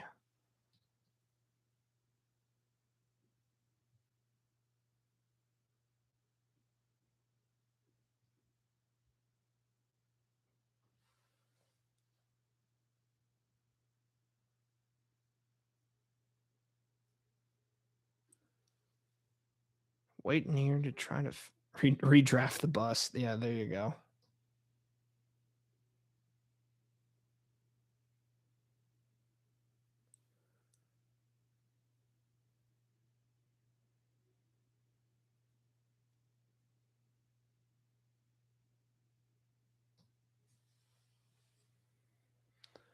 And the Pittsburgh selection is...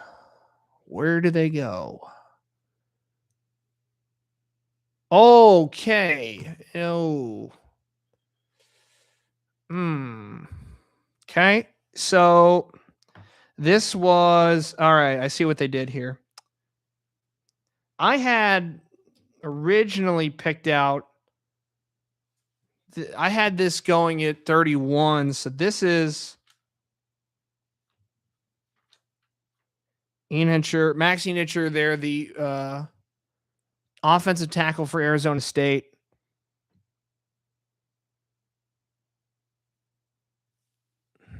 .6'5", 321, the makeup on him. This is early. I get if you like an offensive tackle and you need an offensive tackle who prioritizes offensive tackle, you get it. You could have moved back. And maybe they couldn't find anybody to move back with him. But again, it's just one of those things that I don't love. I don't love taking him at 21. At 31, later in the first, maybe down toward as far as 28, fine. I don't love taking him as a fit at 21, but I don't have a problem with the Steelers taking an offensive lineman. I don't believe he was eligible this year, Brett. And we got some dude whose booty is out in front of us on the live screen there. Brother, pull up those pants, my man. Just dropping trow in front of everybody on national TV. Thankfully, they're black underwear because that is not a lot of left there to the imagination. We haven't had a wild draft scene as far as the crowd goes, but I mean, my man's ass was in camera view the entire time. I mean, there's just no way around it. I mean, it's great. We haven't had the COVID draft will forever be the most ridiculous thing we've ever had with the commissioner down in the basement. You had Nike Belichick out there drafting picks. No gas mask incidents. No George Pickens. I mean, we've missed out on a couple of those for the last couple of years, but old Max's buddy here just got the full view of that behind. Now, thankfully, again, I don't mind. The offensive line is the way they needed to go. I'm just a little surprised. And like I said, maybe they did try to move back. I'd be curious to know in the reports if they did. But to be honest, it's one of those deals that's like, I'm surprised they didn't decide to try and stay with that pick there. CD grabbing the burner phone. Now we're getting some of the best memories. There was the guy behind Mike Vrabel on camera taking a dump in his house that one year with the guy dressed up in the face paint and stuff. That was crazy. Little did we know. Maybe Diane Orsini was there. We don't know. I can make jokes. I love him. I love Mike. He knows that. It's the formerly San Diego, now Los Angeles Superchargers drafting here in the 22nd pick of the first round. Originally, I had this as Emmanuel McNeil Warren at safety. Thieneman is there, though. If you want to go safety, see if they decide to go safety. They go Akeem Messidor. Okay.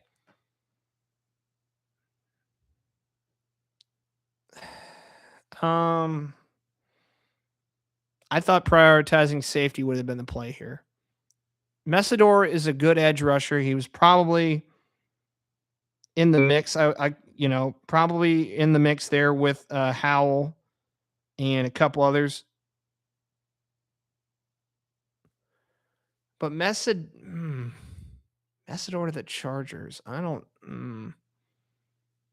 know if that's really what he for all I've given the praise about Bain. He's also a phenomenal edge rusher that did a great job for this Miami team. And you can look at the defensive line as reading that one, trying to be eloquent about this is tough, Ryan. It's tough. The defensive line at Miami worked wonders, and that's why that team was so good last season. They got enough out of the offense. They grinded some games out. Defensively, they gave problems.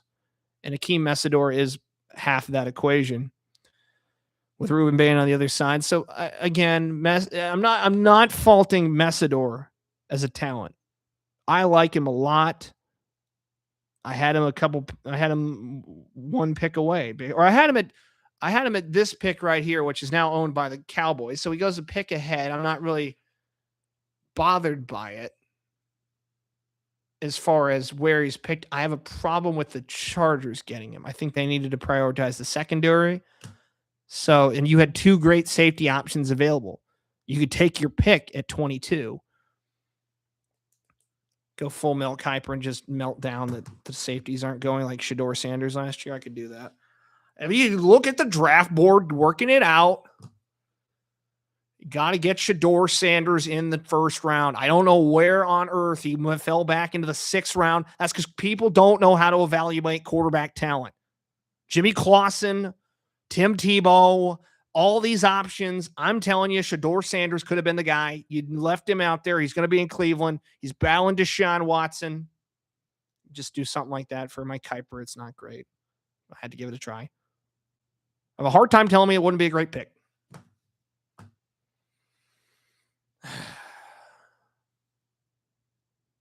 We're going to pause in the action, and we will take a momentary stop because I just realized I want to go grab something out of the other room. Be right back.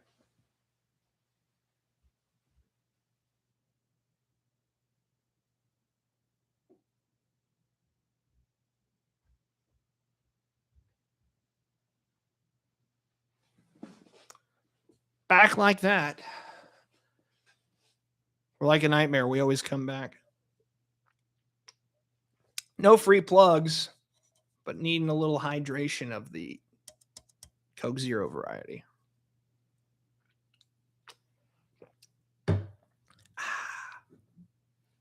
Delicious. Hey, Coke. Oh, turn the can around. No? Okay, give me some money? No? Okay. Trying to... If you or your business would like to sponsor us here at Moonlight Media Works, reach out. We will take it. We'll do commercials. We'll do all the fun stuff. You'll get all the free publicity you could possibly want for a low rate.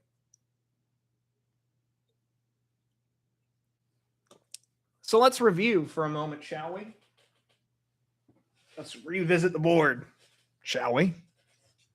And if for our TikTok viewers, I have to get really far away for this one because of the graphic that I refuse to take down because I'm so happy I got it up there. So, big board, back up. We are presently right here. We were right there. We're right here now. In the spot that was Philadelphia, let's update it. It is now Dallas. That's why we got the big board, so we could do just that. Dallas.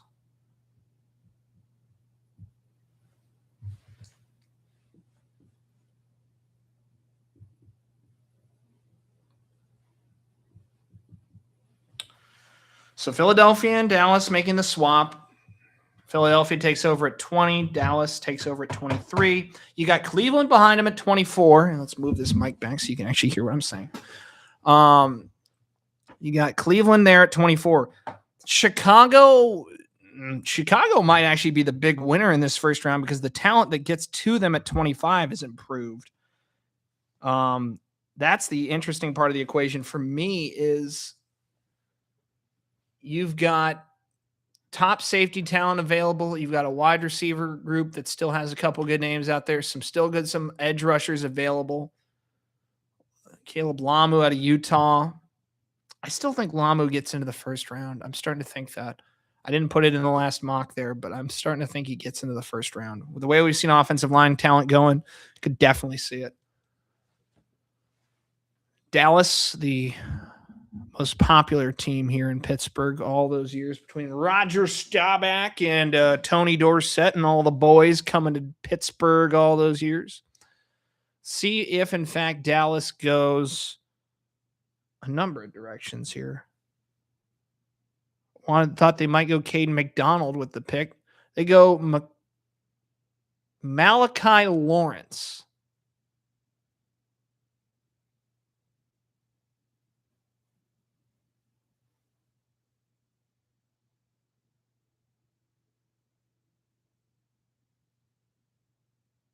Don't adjust your volume. I'm surprised.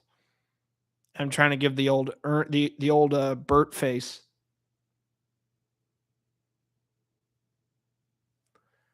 Malachi Lawrence. That's what you do? I love the first pick. I mean, if you're going to get an edge guy, why would you go? Why not go ahead and get? Why would you not just go ahead and get? You've got. Why not get Zion Young? Why not get Cassius Howell? Why go get Malachi Lawrence? Or Malachi Lawrence. I'm sorry. My apologies. And again, make no mistake, I'm not trying to disparage any individuals. This is a big night for all of them, but I see this as a surprise We've had a handful of them, no doubt about it. I thought they'd go interior defensive line, they go edge rusher, but they go now. Messidor may have been the play. Had Messidor still been there, but over Young, over Howell, over Falk. I mean, there were options. There were options available. That this seems like a bit of a reach. I'd say I definitely didn't see a ton of competition for him in the first round. So we will see where we go from here. Cleveland's still up. I think looking back on the board now, they went offensive line first time around. Lemon goes off the board. Omar Cooper Jr., Denzel Boston could come up in this situation if they want to go grab a wide receiver.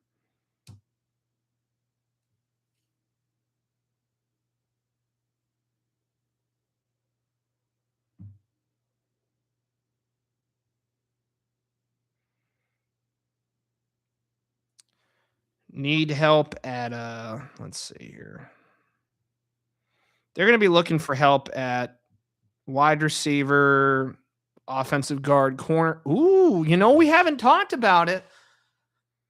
We have not talked about it. They could be a sleeper in the cornerback department. Maybe they get in on a guy like Jermod McCoy or Avion Terrell. Maybe that's the case.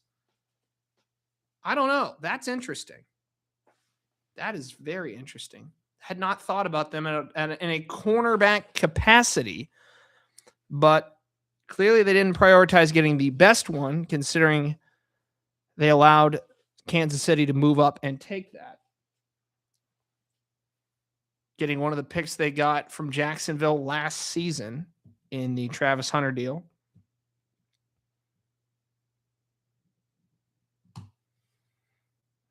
Go ahead and they got Spencer Fanu, 9th overall. Really like that pick. At 6'5", 311, a great big bowling ball of an offensive lineman you're going to love in the equation. So priorities are wide receiver, cornerback. Maybe you're not in love with the cornerback talent beyond Delane, but clearly you weren't in love with Delane enough to just let him go right in front of you and be like, well, they're going to get him at 6. We don't need to prioritize it. Unless now there is the avenue of like, oh, sure, go ahead and take Delane. As long as you don't take McCoy or somebody else that we might like, they're fine to make that deal. And they got 2/3 out of it, so you can't really say it was a bad deal. I've been not impressed by the Browns as a front office or head coach. I think they made one of the biggest mistakes of the coaching hiring process. If you were gonna handcuff yourself to Jim Schwartz for as long as you were, then just give him the head coaching job. If you were going to try to put him with any existing head coach you hired, why tease him along the process and make him think he's got a shot at the job at all? Like, I would have hired him. Give him a second shot. I believed he had earned it. But now you lose him in the equation, and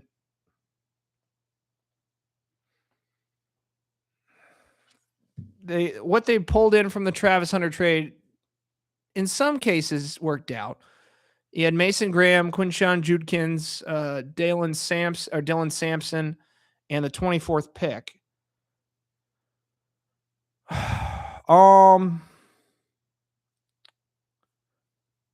This is interesting. It's definitely interesting. I might take a corner here. I really might. I mean, I think wide receiver, corner, either side of that part of the ball. I'd be stunned if it's not a wide receiver or corner. And if it's a wide receiver, I would suspect it might be Cooper. Might be Boston. KC Concepcion. Okay. This was a fringe wide receiver, first round wide receiver. I didn't have him in the top 5. I had him at 6. I didn't obviously list 6 in my pre-draft discussion, but once you get past the first 3, it becomes, couple different priorities and preferences, but Casey Concepcion, 5'11", 196 pounds for Texas A&M. Again, a lot. There's stuff to like in his game, absolutely. I just had him below Cooper Jr. in Boston, so I think going above those two is a bit of a pull. Not to say that he couldn't have worked his way into the first round late. I just 24 is maybe a bit high. Maybe, in my opinion. What do I know? I mean, what do any of us know, really? We can have the world's greatest scouts do this stuff, and they'll still draft Jamarcus Russell first overall. So, I mean, what are you doing? I think that's a stretch. I really do. Now the Bears. So this is it. Looks like the Bears are going to pick here. I thought for a while this was a pick you trade out of. Now, the board has broken out quite profitable at 25. I think you really do have a lot more talent on the board at 25 than you were originally going to have. Originally, I didn't like this pick for them just because of where they needed, what they needed versus where they were originally going to be on the board. If I look at it now and try to do my best rectification here of it, two safeties still in play. McNeil Warren, Thieneman, they could both go there. You could go Kedrick Falk, maybe even Cassius Howell. If you're getting a run of defensive edges off the board here, maybe a wide receiver. I doubt it. Priorities are safety, defensive end, defensive tackle. Maybe it's, I didn't think about this. Caden McDonald is still up there. Caden McDonald has an opportunity to go here. This could be interesting. There's connections there with the Bears, Ohio State. There's some options. There's some interesting connections to be made there. I said this is a pick I might have traded back out of at the beginning of the night. Now I definitely like where they're at. They've got the players and the pick available to make some choices here. Where I think is originally this was kind of a dead spot at 25. Value-wise, positional needs at 25, originally on the board, you've lost out on the three best safeties. Wide receivers at that point, you've missed out on at least the first three, probably four, which you now have lost out on four, but maybe not the best four. So an interior defensive lineman, Banks would have had a McDonald. So at this point, it's up in the air. It really is up in the air as to where you go. McDonald makes sense. I think I may have even I've had Falk to them for so long, but I kind of just did that as I wasn't happy with it. And if I were the Giants, I wouldn't have been happy with the board breaking out to me at 25 there. And maybe they were actively shopping that pick. Maybe they weren't. Again, once you get past 17, you're taking flyers and you can move guys around. Now you're going to get the fifth-year option, which is fine if you want to prioritize it. If you miss on a guy and you have a fifth-year option, that's also beneficial. But sometimes the value at picking this late in the first isn't enough that you can't get some eager team that wants to jump in and make a play. Get something that maybe they missed on in the first round, somebody's fallen to them in the late first round, or they just want to move up and get ahead of somebody that may take them in the second round. So there's a lot of factors to take into the equation.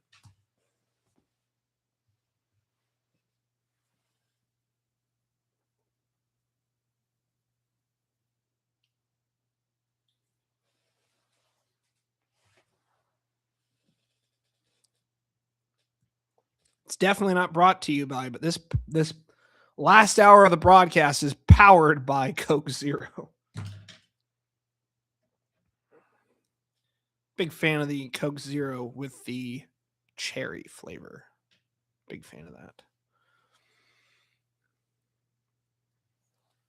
Anybody got any other final thoughts here as we work our way through the final rounds of the draft? I can try to answer them. And if you have bigger team questions in general, I'll take those as well. If anybody's got them, we'll answer them up as we work our way through the final 7 picks of the first round. It's been a marathon to get here, starting just after 7:30. But we appreciate everybody who's tuned in, even if it's only for a second. If you could only stand to listen to me for a minute or two, we appreciate you clicking on this broadcast, whether it was on or again, screw you, Instagram, TikTok, Facebook, YouTube. Here, hi, dog.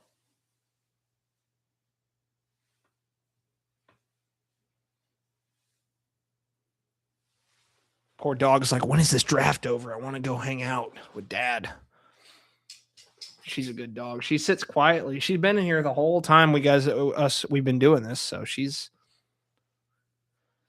guess she didn't hear the garbage man come by earlier and take the trash, because that would have stirred her up something fierce. But here we go. The pick is in for the Bears at 25. Chicago. Looking for a stadium deal. Maybe going to Gary, Indiana. Who knows? Chicago, da Bears. Who they taking here? Oh, crap. Who are they going to take? Dylan Thieneman. I love this pick. What a move. All right. Now we're cooking.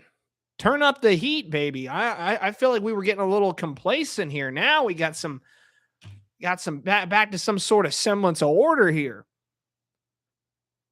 Thieneman, the safety out of Oregon, my number 2 safety on the board, fell from where we had him originally at 18, so he falls 7 spots back to 25, but winds up with the Bears, and I like that pick. I really do.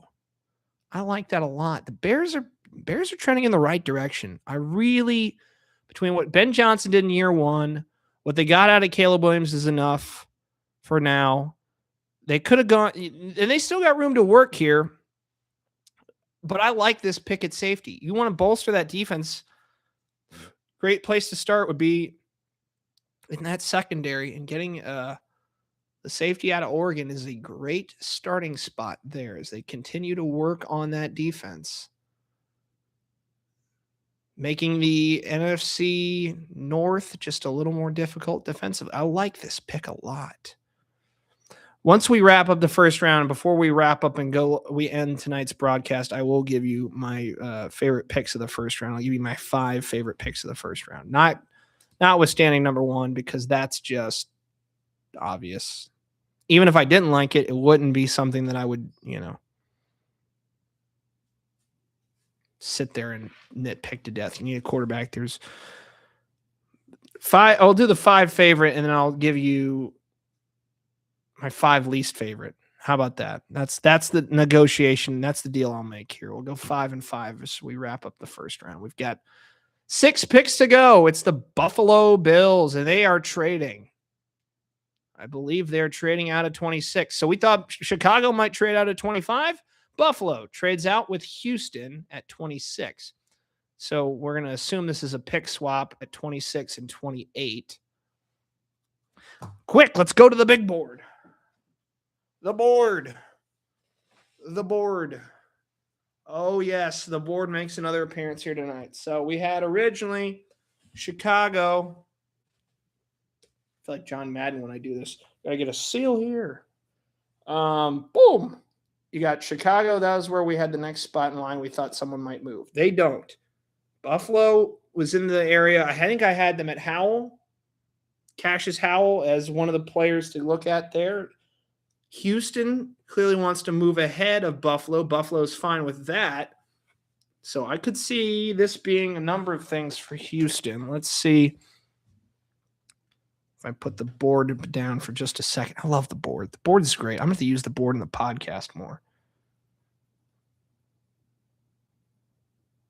Had this as Cassius Howell at 26, I had the only other guard in the first round. I didn't have it as a first round grade. I just thought they might prioritize it. So maybe Houston's moving up because they see. I'm trying to figure this one out. This is tricky.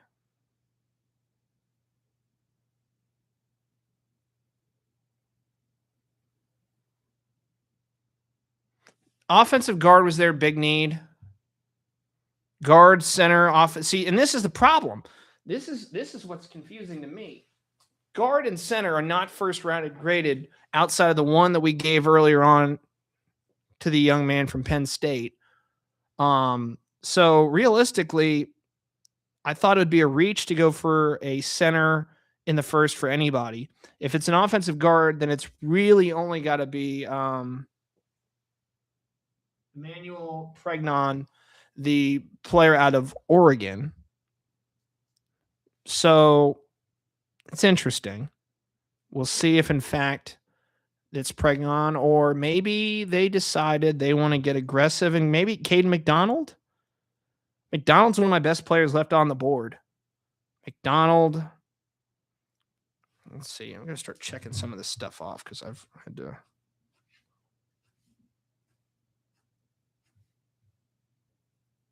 Cooper Jr., Boston are still the best at the wide receiver spot. Here's the pick for the Texans. I don't think they're going that route. Keelan Rutledge out of Georgia Tech. Okay, so this is a day two pick that I had. They move up. They get him at 26. This would have been tough for them to get. I like Rutledge. I actually do. I like what Georgia Tech did offensively. I was a big fan of what Georgia Tech did the whole season last year. I thought they should have won the ACC last year, but they squandered it late down the year. 49ers are trading. Who are they trading with? We'll find out. San Francisco swaps with Miami. A lot of moving and shaking, folks. As Jerry Lee Lewis told us all those years ago, a whole lot of shaking going on. You know what? This is a rare example where I like that pick more than what I had. I really do. I underestimated Keelan Rutledge. I like that pick a lot.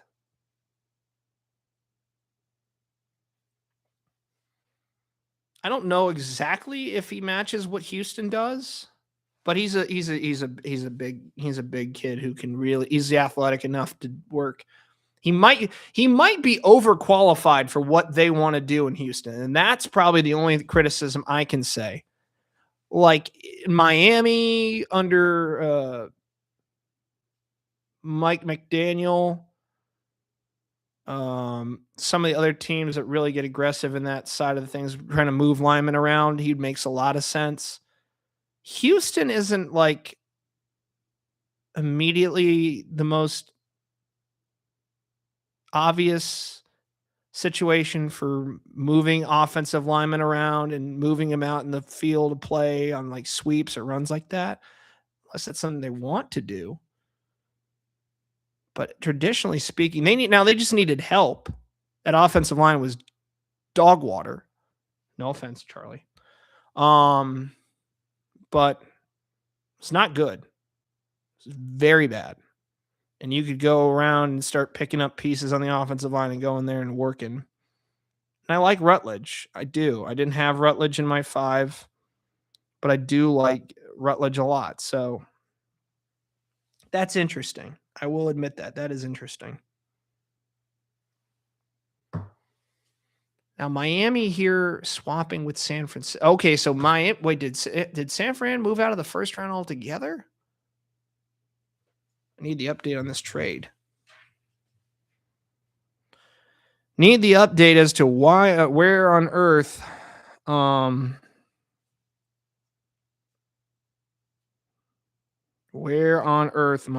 Miami moved. They went ahead and got Caden Proctor with their first pick. So now they could be in the market for a cornerback. Jermod McCoy sitting there available. They could go defensive line. They could go. Let's see. They could go wide receiver. They could go corner. They could even go edge if they want to get a guy like Cassius Howell. They drafted an offensive lineman. Hell, they could grab a safety if they wanted to. If they wanted to really I don't know if that's priority. I would not prioritize it at top. But I will say wide receivers available. You've got Cooper Jr., you've got Boston. They're sitting there. Give Caleb or Malik Willis somebody to throw to in that equation. Different options than what they already have. I mean, they've got Waddle, they've got their guys out there, but maybe if you want to get, I wouldn't prioritize wide receiver. I would prioritize cornerback, and I would take Jamad McCoy or Avian Terrell.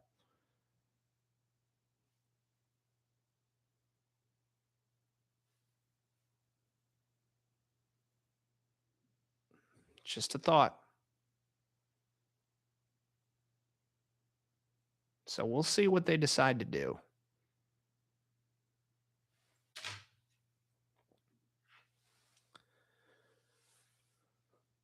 This is where it feels like the draft takes forever. So the Texans trade up for Rutledge.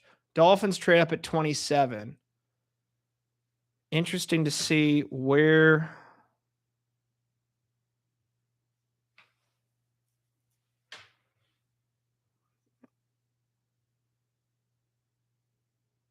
how it breaks out. So the 49ers get pick 30 and 90.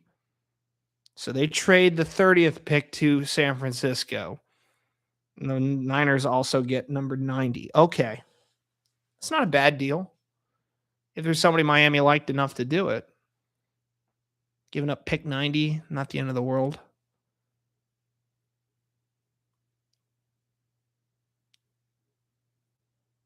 What? You know, I've had my head. Okay, now I'm insulted. Now I'm a bit insulted. I'm not going to lie. That's just ridiculous. What? Huh? Chris Johnson at. Really?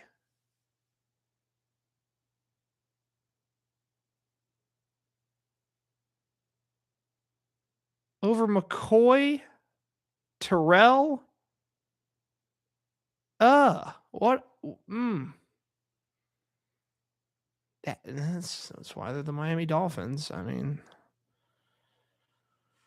Jeff Hafley making his moves as the head coach of the Miami Dolphins and company, and I don't love that one. I do not love it. So mark one down, mark another one down in the I seem to always have the most volatile reactions to corners, and I don't know what. And now Buffalo's trading with New England. Okay, so the Patriots are now on the clock. So much for the Patriots trading out, as everybody might have anticipated. The pick is in 28 at New England. Okay, this could get in. This is interesting. I had this as an offensive lineman. It's still as a tackle. Maybe they want to go ahead and grab Pregnon out of Oregon. Maybe they want to go and try and pick up Caden McDonald. Mike Vrabel's ties to Ohio State are abundantly clear. Maybe they like McNeil Warren. I feel like the sleeper pick here is McDonald. McDonald has fallen on my board.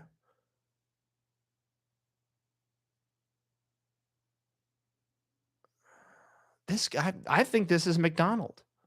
Maybe it's Cassius Howell. I mean, they need help on the defensive line and the offensive line. So it's defensive line or offensive line. I don't think they go wide receiver, especially if the reports are to be believed they're getting A.J. Brown.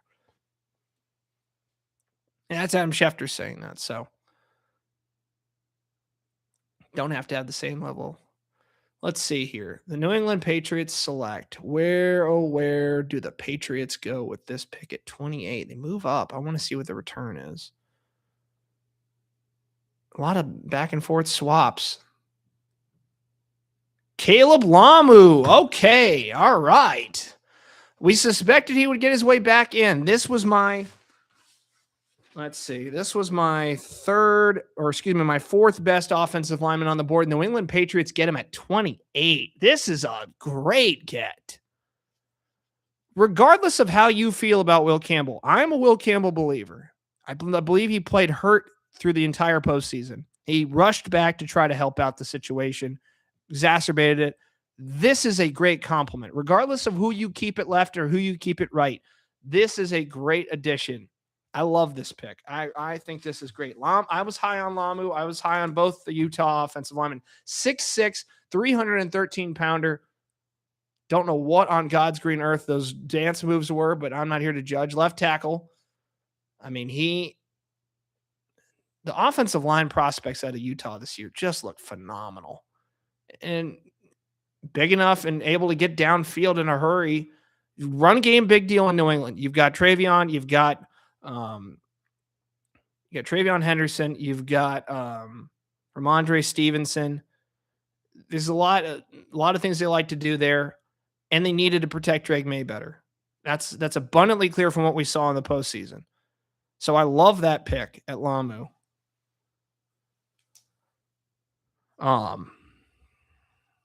That's a great get. I think he pairs up really well with what New England's trying to do there. I think this might be one of the best. And I know this is crazy, but like I didn't see them taking Lamu there, but I didn't think you. I don't know. I thought my initial report was that he was going to be somewhere higher or lower. I didn't think he'd fit it. And I think they saw him fall. I think they saw him moving around a little bit. And if they had stayed at 31, they probably don't get him. But the tackle I had them taking at 31 moved up, so that moved Lamu back down the board a bit. So board played out in New England's advantage that time. They swap up. Let's see. They make a deal with the Bills. Crazy stuff. Crazy stuff indeed. Buffalo moves to 31.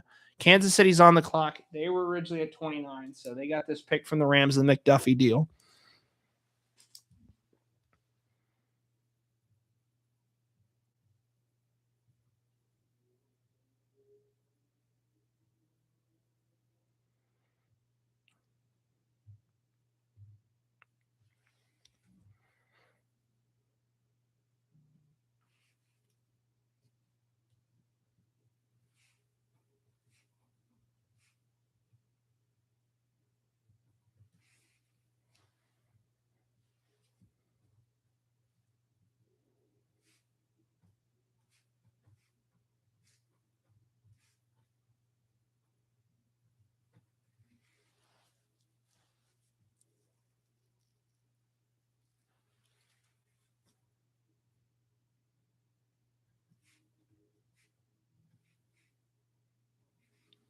Writing down here. I'm actually trying to jot this stuff down so I can give you a breakdown of. Oh, hey there, you bub. Hey Zach, how you doing, bub?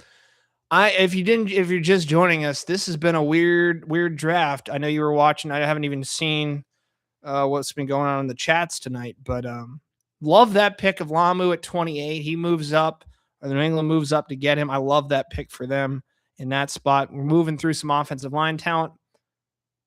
Yeah, they were projected to. I mean, we could see a lot. There were a lot of guys that were thought of very highly in this first round. I mean, I rattled off 5 at the beginning of the night. I mean, we've rolled through offensive tackles. And that's the thing. The disparity this year is crazy because usually you see a lot more stuff as far as guards available, centers available with first round grades. That's just not been the case this year. There's been 2 guys that I gave a first round grade to at guard, no centers, all offensive tackles. And it feels like this year more than ever, right tackles that are really exciting. You could move across and feel comfortable about putting in a position to succeed in those spots. Like Lamu, you could move him to either side. He's a left tackle. You could put him at right. I feel probably great about that. And if you have to move Campbell to right tackle, I like that pairing a lot. Working through the first round here, getting ready to give you at the end of the broadcast here tonight. We will give you our top 5 picks and my top 5 favorite picks and my top 5 least favorite picks. Let's make sure I've got all the ones I'm trying to do here really quick.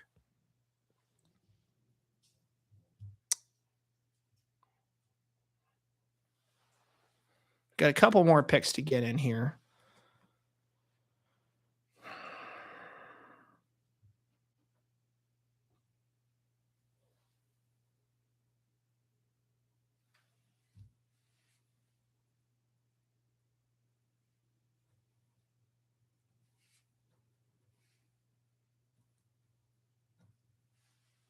Chiefs pick is in at 29.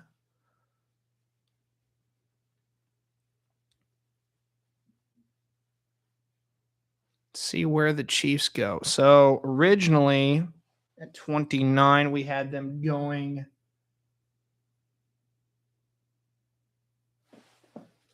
Omar Cooper Jr.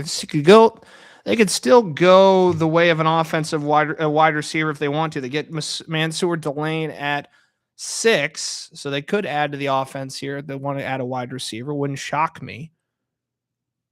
And they go Peter Woods, defensive tackle out of Clemson. Okay, so I wondered if Woods would sneak his way into the first round. He was on my board.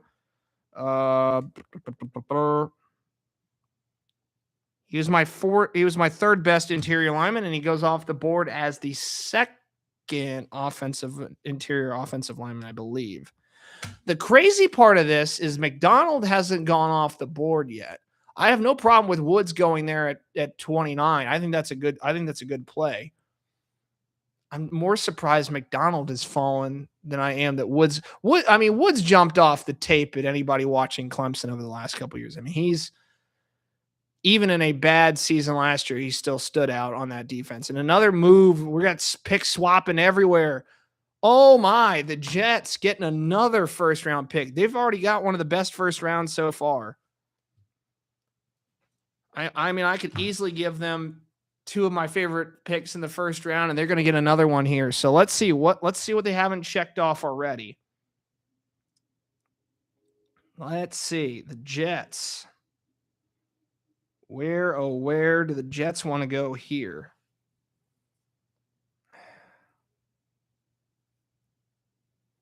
They've got edge rusher David Bailey. They went ahead and got Kenyon Sadiq, one of my favorite players in the draft. Now, do they go wide out? Do they go guard? You've got Prengon from Oregon still available, top guard on my board. You also have corners available. You got Jermod McCoy still available. Do they go that route? You've got Cooper Jr. You've still got Denzel Boston up on the board. It's an interesting draft for Kansas City. I will say that. Delane and Woods are both talented. I think Woods is a surprise that he was there for Kansas City. Not a surprise Delane was there when they went and moved up and get him. I think both are highly qualified at their pick. Delane might have been a bit of a reach, but not a lot of one. And Woods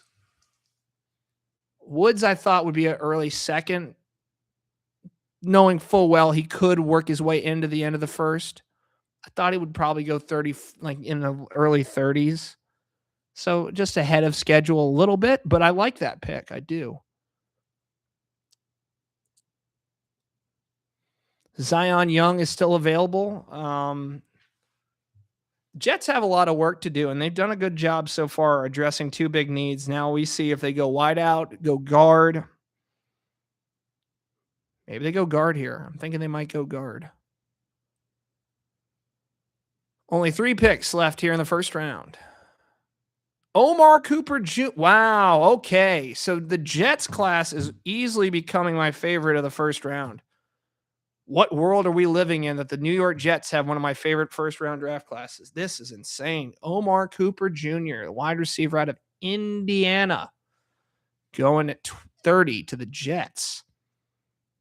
I can't recall a time in my life that I thought the Jets had a phenomenal first round draft. But Omar Cooper Jr. could have gone anywhere from like 12 on. I mean, he could have gone anywhere from he could have gone as high as like 7 or 8. I mean, that catch against Penn State is going to be one that people are going to be talking about all over it next year. I think, yeah, you're definitely you're doing the roster construction in the opposite order. A lot of teams make the mistake of going quarterback, then they add the pieces. They're adding the pieces, and then they're going to have to look at quarterback again because I think right now they're stuck with what they have.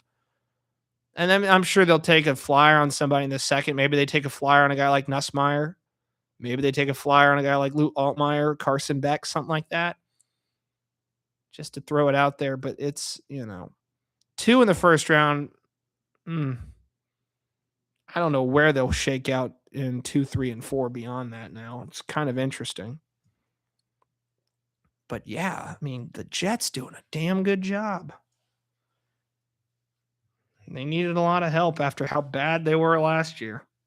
I don't think I've said that enough. And they do have the Colts pick next year. That's right. That is absolutely right. So they're making moves, they're doing things, and they're adding to their future. Bailey, Sadiq, and Cooper Jr. I love that core. I really do. Let's see where we're looking at for the Buffalo Bills. They've moved back a couple times. Cassius Howell is still on the board. Zion Young is still available. They want to go edge rusher. Could see a couple of different guys go up here for Buffalo. Wide receivers also still in play. Denzel Boston might be somebody they might look at. CJ Allen, by the way, has fallen. I don't know how I've missed this. CJ Allen has fallen his way almost out of the first round. Maybe the Bills go CJ Allen. They need it. They have a need it.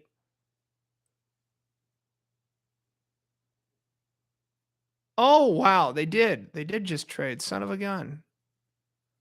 The world feed is still, or the feed is behind here. That's crazy. It's still showing Bills, and now I see it on the. So Tennessee. All right. So you go wide receiver. We are moving and shaking. I mean, this is nuts. We're just moving back and forth, back and forth. All right, Tennessee on the board. Son of a gun. All right. Tennessee went ahead and got a wide receiver, Carnell Tate. Best wide receiver on the board. They take him. Fine. Now you need to go get an edge rusher. Cassius Howell, Zion Young. You've got, damn. Do you go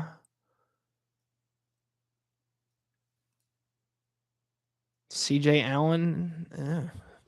CJ Allen really going to fall his way out of the first round? Or is Seattle going to inherit him? I mean, Seattle could sit there and scoop him right up. They don't need him. That's the problem. They don't need him.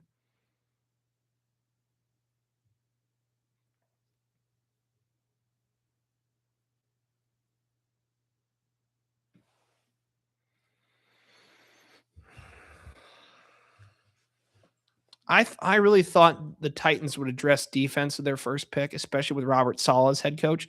Maybe he's trying to learn from his mistakes with the Jets in some capacity. Though I mean, I think the issue is not having a quarterback. They do have one that we think may be something. So it's a unique position for him to be in.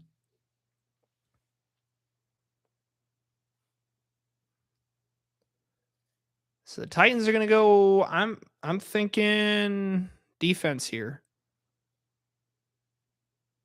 There's no way they go 2 offensive skill positions in the first, do they?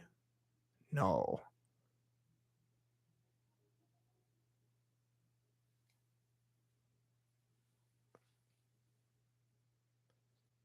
Where do the Tennessee Titans go?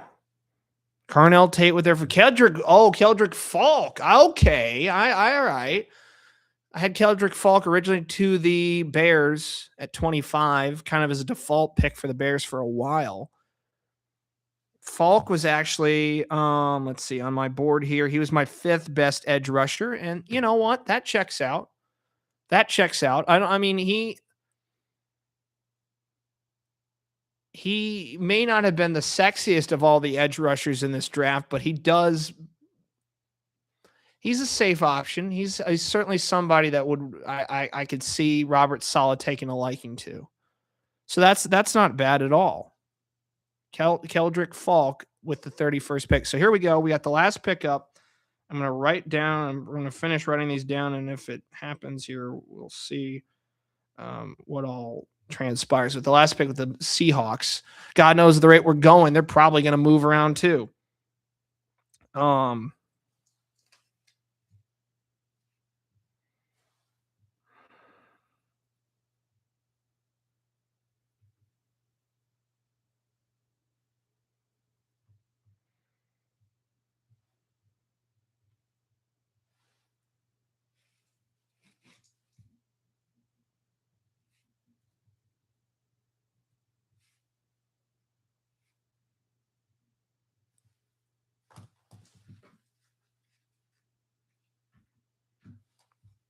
So now as we wrap up this portion of it,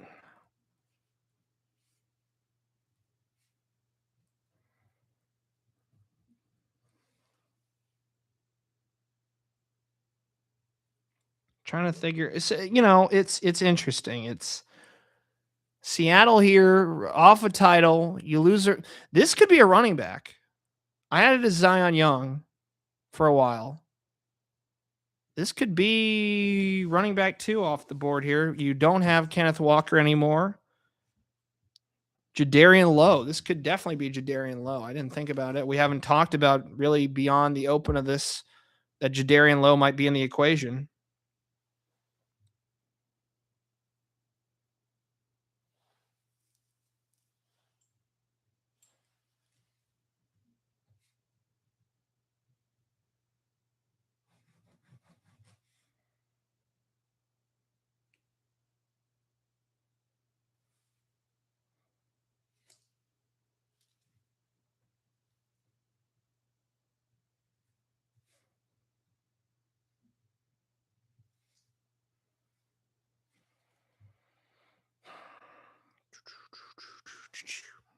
Just waiting out that last pick. For everybody that's hung with us all night long, we appreciate you doing that.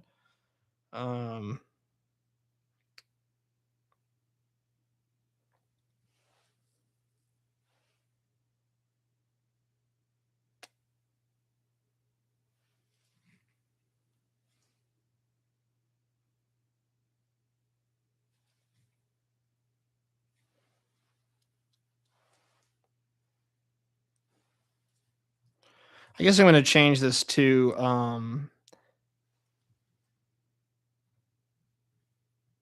instead of so I haven't. The reality of this is I'm sitting here looking through this and I've been trying to write this down, which doesn't make for the most entertaining dialogue. I have 5 picks that I really like that I'm going to showcase at the end, and then I'm going to list off 3, and then the fact if we don't get one of these 2 picked here, I'm going to list off 3 picks I didn't like overall, and 2 players that I'm surprised fell out of the first round altogether. And that will wrap our broadcast up when we do that. I do have an obvious number 1 as my least favorite pick in the draft. So if you're ready to hear that, stick around for just a minute once this last pick wraps up. San Francisco, by the way, has pick number 33 with Arizona at 34 to start round number 2 tomorrow. But it's been a long night. We started just after 7:30 here, and it is just after 11 o'clock. Always a long time, but we appreciate everybody choosing to check in on our coverage here tonight, whether it was on TikTok, YouTube, Facebook Live. We appreciate everybody working with us there. Appreciate the folks telling us we weren't live on the mic there. We had an issue, a connection came undone. And, so many screen functions going on in front of us. There's bound to be a lot. We appreciate everybody who appreciated the big board, the board. Still working on a trademark for that. Trademark the title. I don't know if the board is taken or not. It's like the wall. If we can get the naming license to that, we would love that. All right, here we go. Nonsense over. Seahawks up. Knowing the rate this goes, the last handful of picks, we're going to get another swap. It would just be hilarious at this point. But I think Seattle's comfortable taking it 32, and there's plenty of reason to. If I was a betting man, I would say this is either Jadarian Lowe or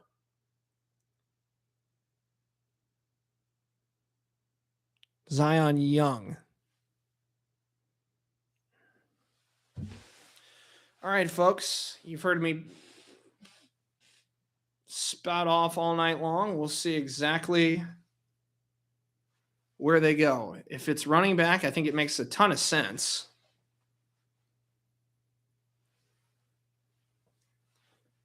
Do they go Jadarian Lowe?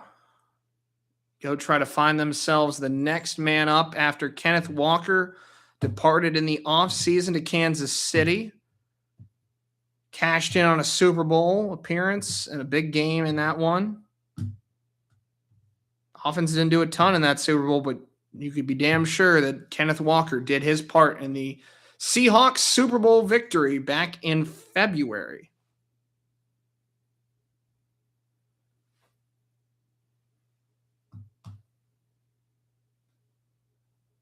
The Seahawks selection is up. Here we go. The final pick of the first round of the draft and the final pick here of the third annual Moonlight MediaWorks Draft Show Extravaganza.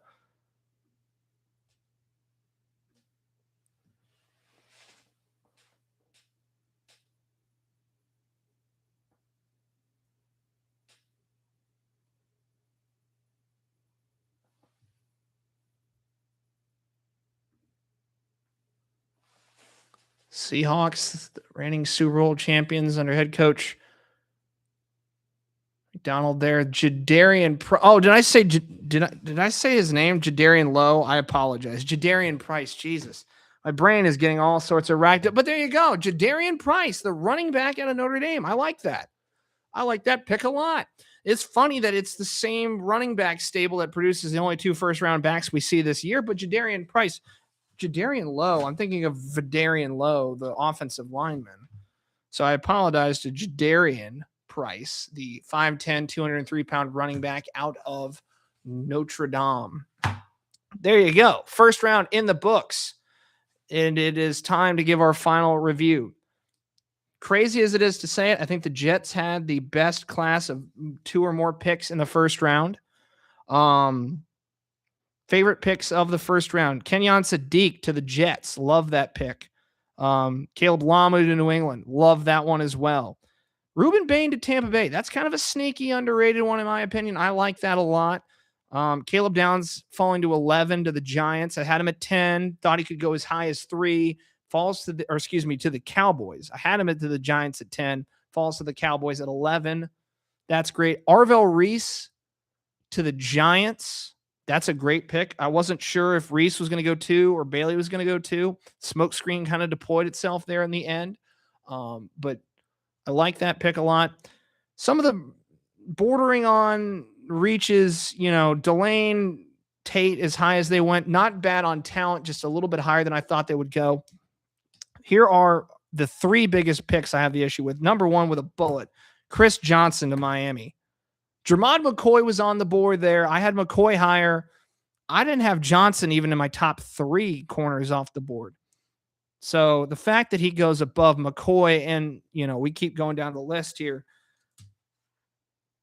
He went ahead of Terrell. He went ahead of Hood. He went ahead of Pons. I'm really baffled by that pick. But again, I'm always baffled by at least one cornerback pick in every one of these first rounds. Malachi Lawrence, there's another one. To the Dallas Cowboys. You had options there at edge rusher. Why not go get a Zion Young? Why not go get, if you're going to go get an edge rusher, why not go get why not go get Kedrick Falk? Why not go get Cassius Howell? What are we doing here? Casey Concepcion to Cleveland is a little more tolerable, but still, when you had Denzel Boston and Omar Cooper Jr. on the board, to just completely blow by them for Casey Concepcion is probably not the best. And then CJ Allen and Jermod McCoy falling out of the first round altogether is the big shocks for me as far as guys that did not get their name called on night 1. As far as guys that did get their name called, I guess the only other big name, Ty Simpson going at 13, went to the best case scenario for a quarterback that needs work.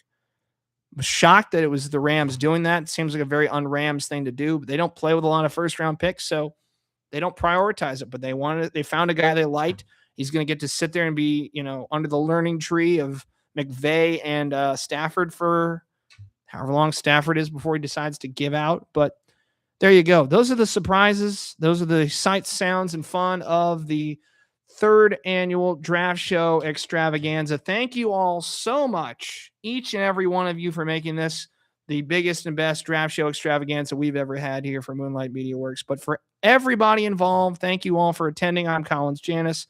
They are signing off tonight as we wrap up the third annual Draft Show Extravaganza. Good night, everyone.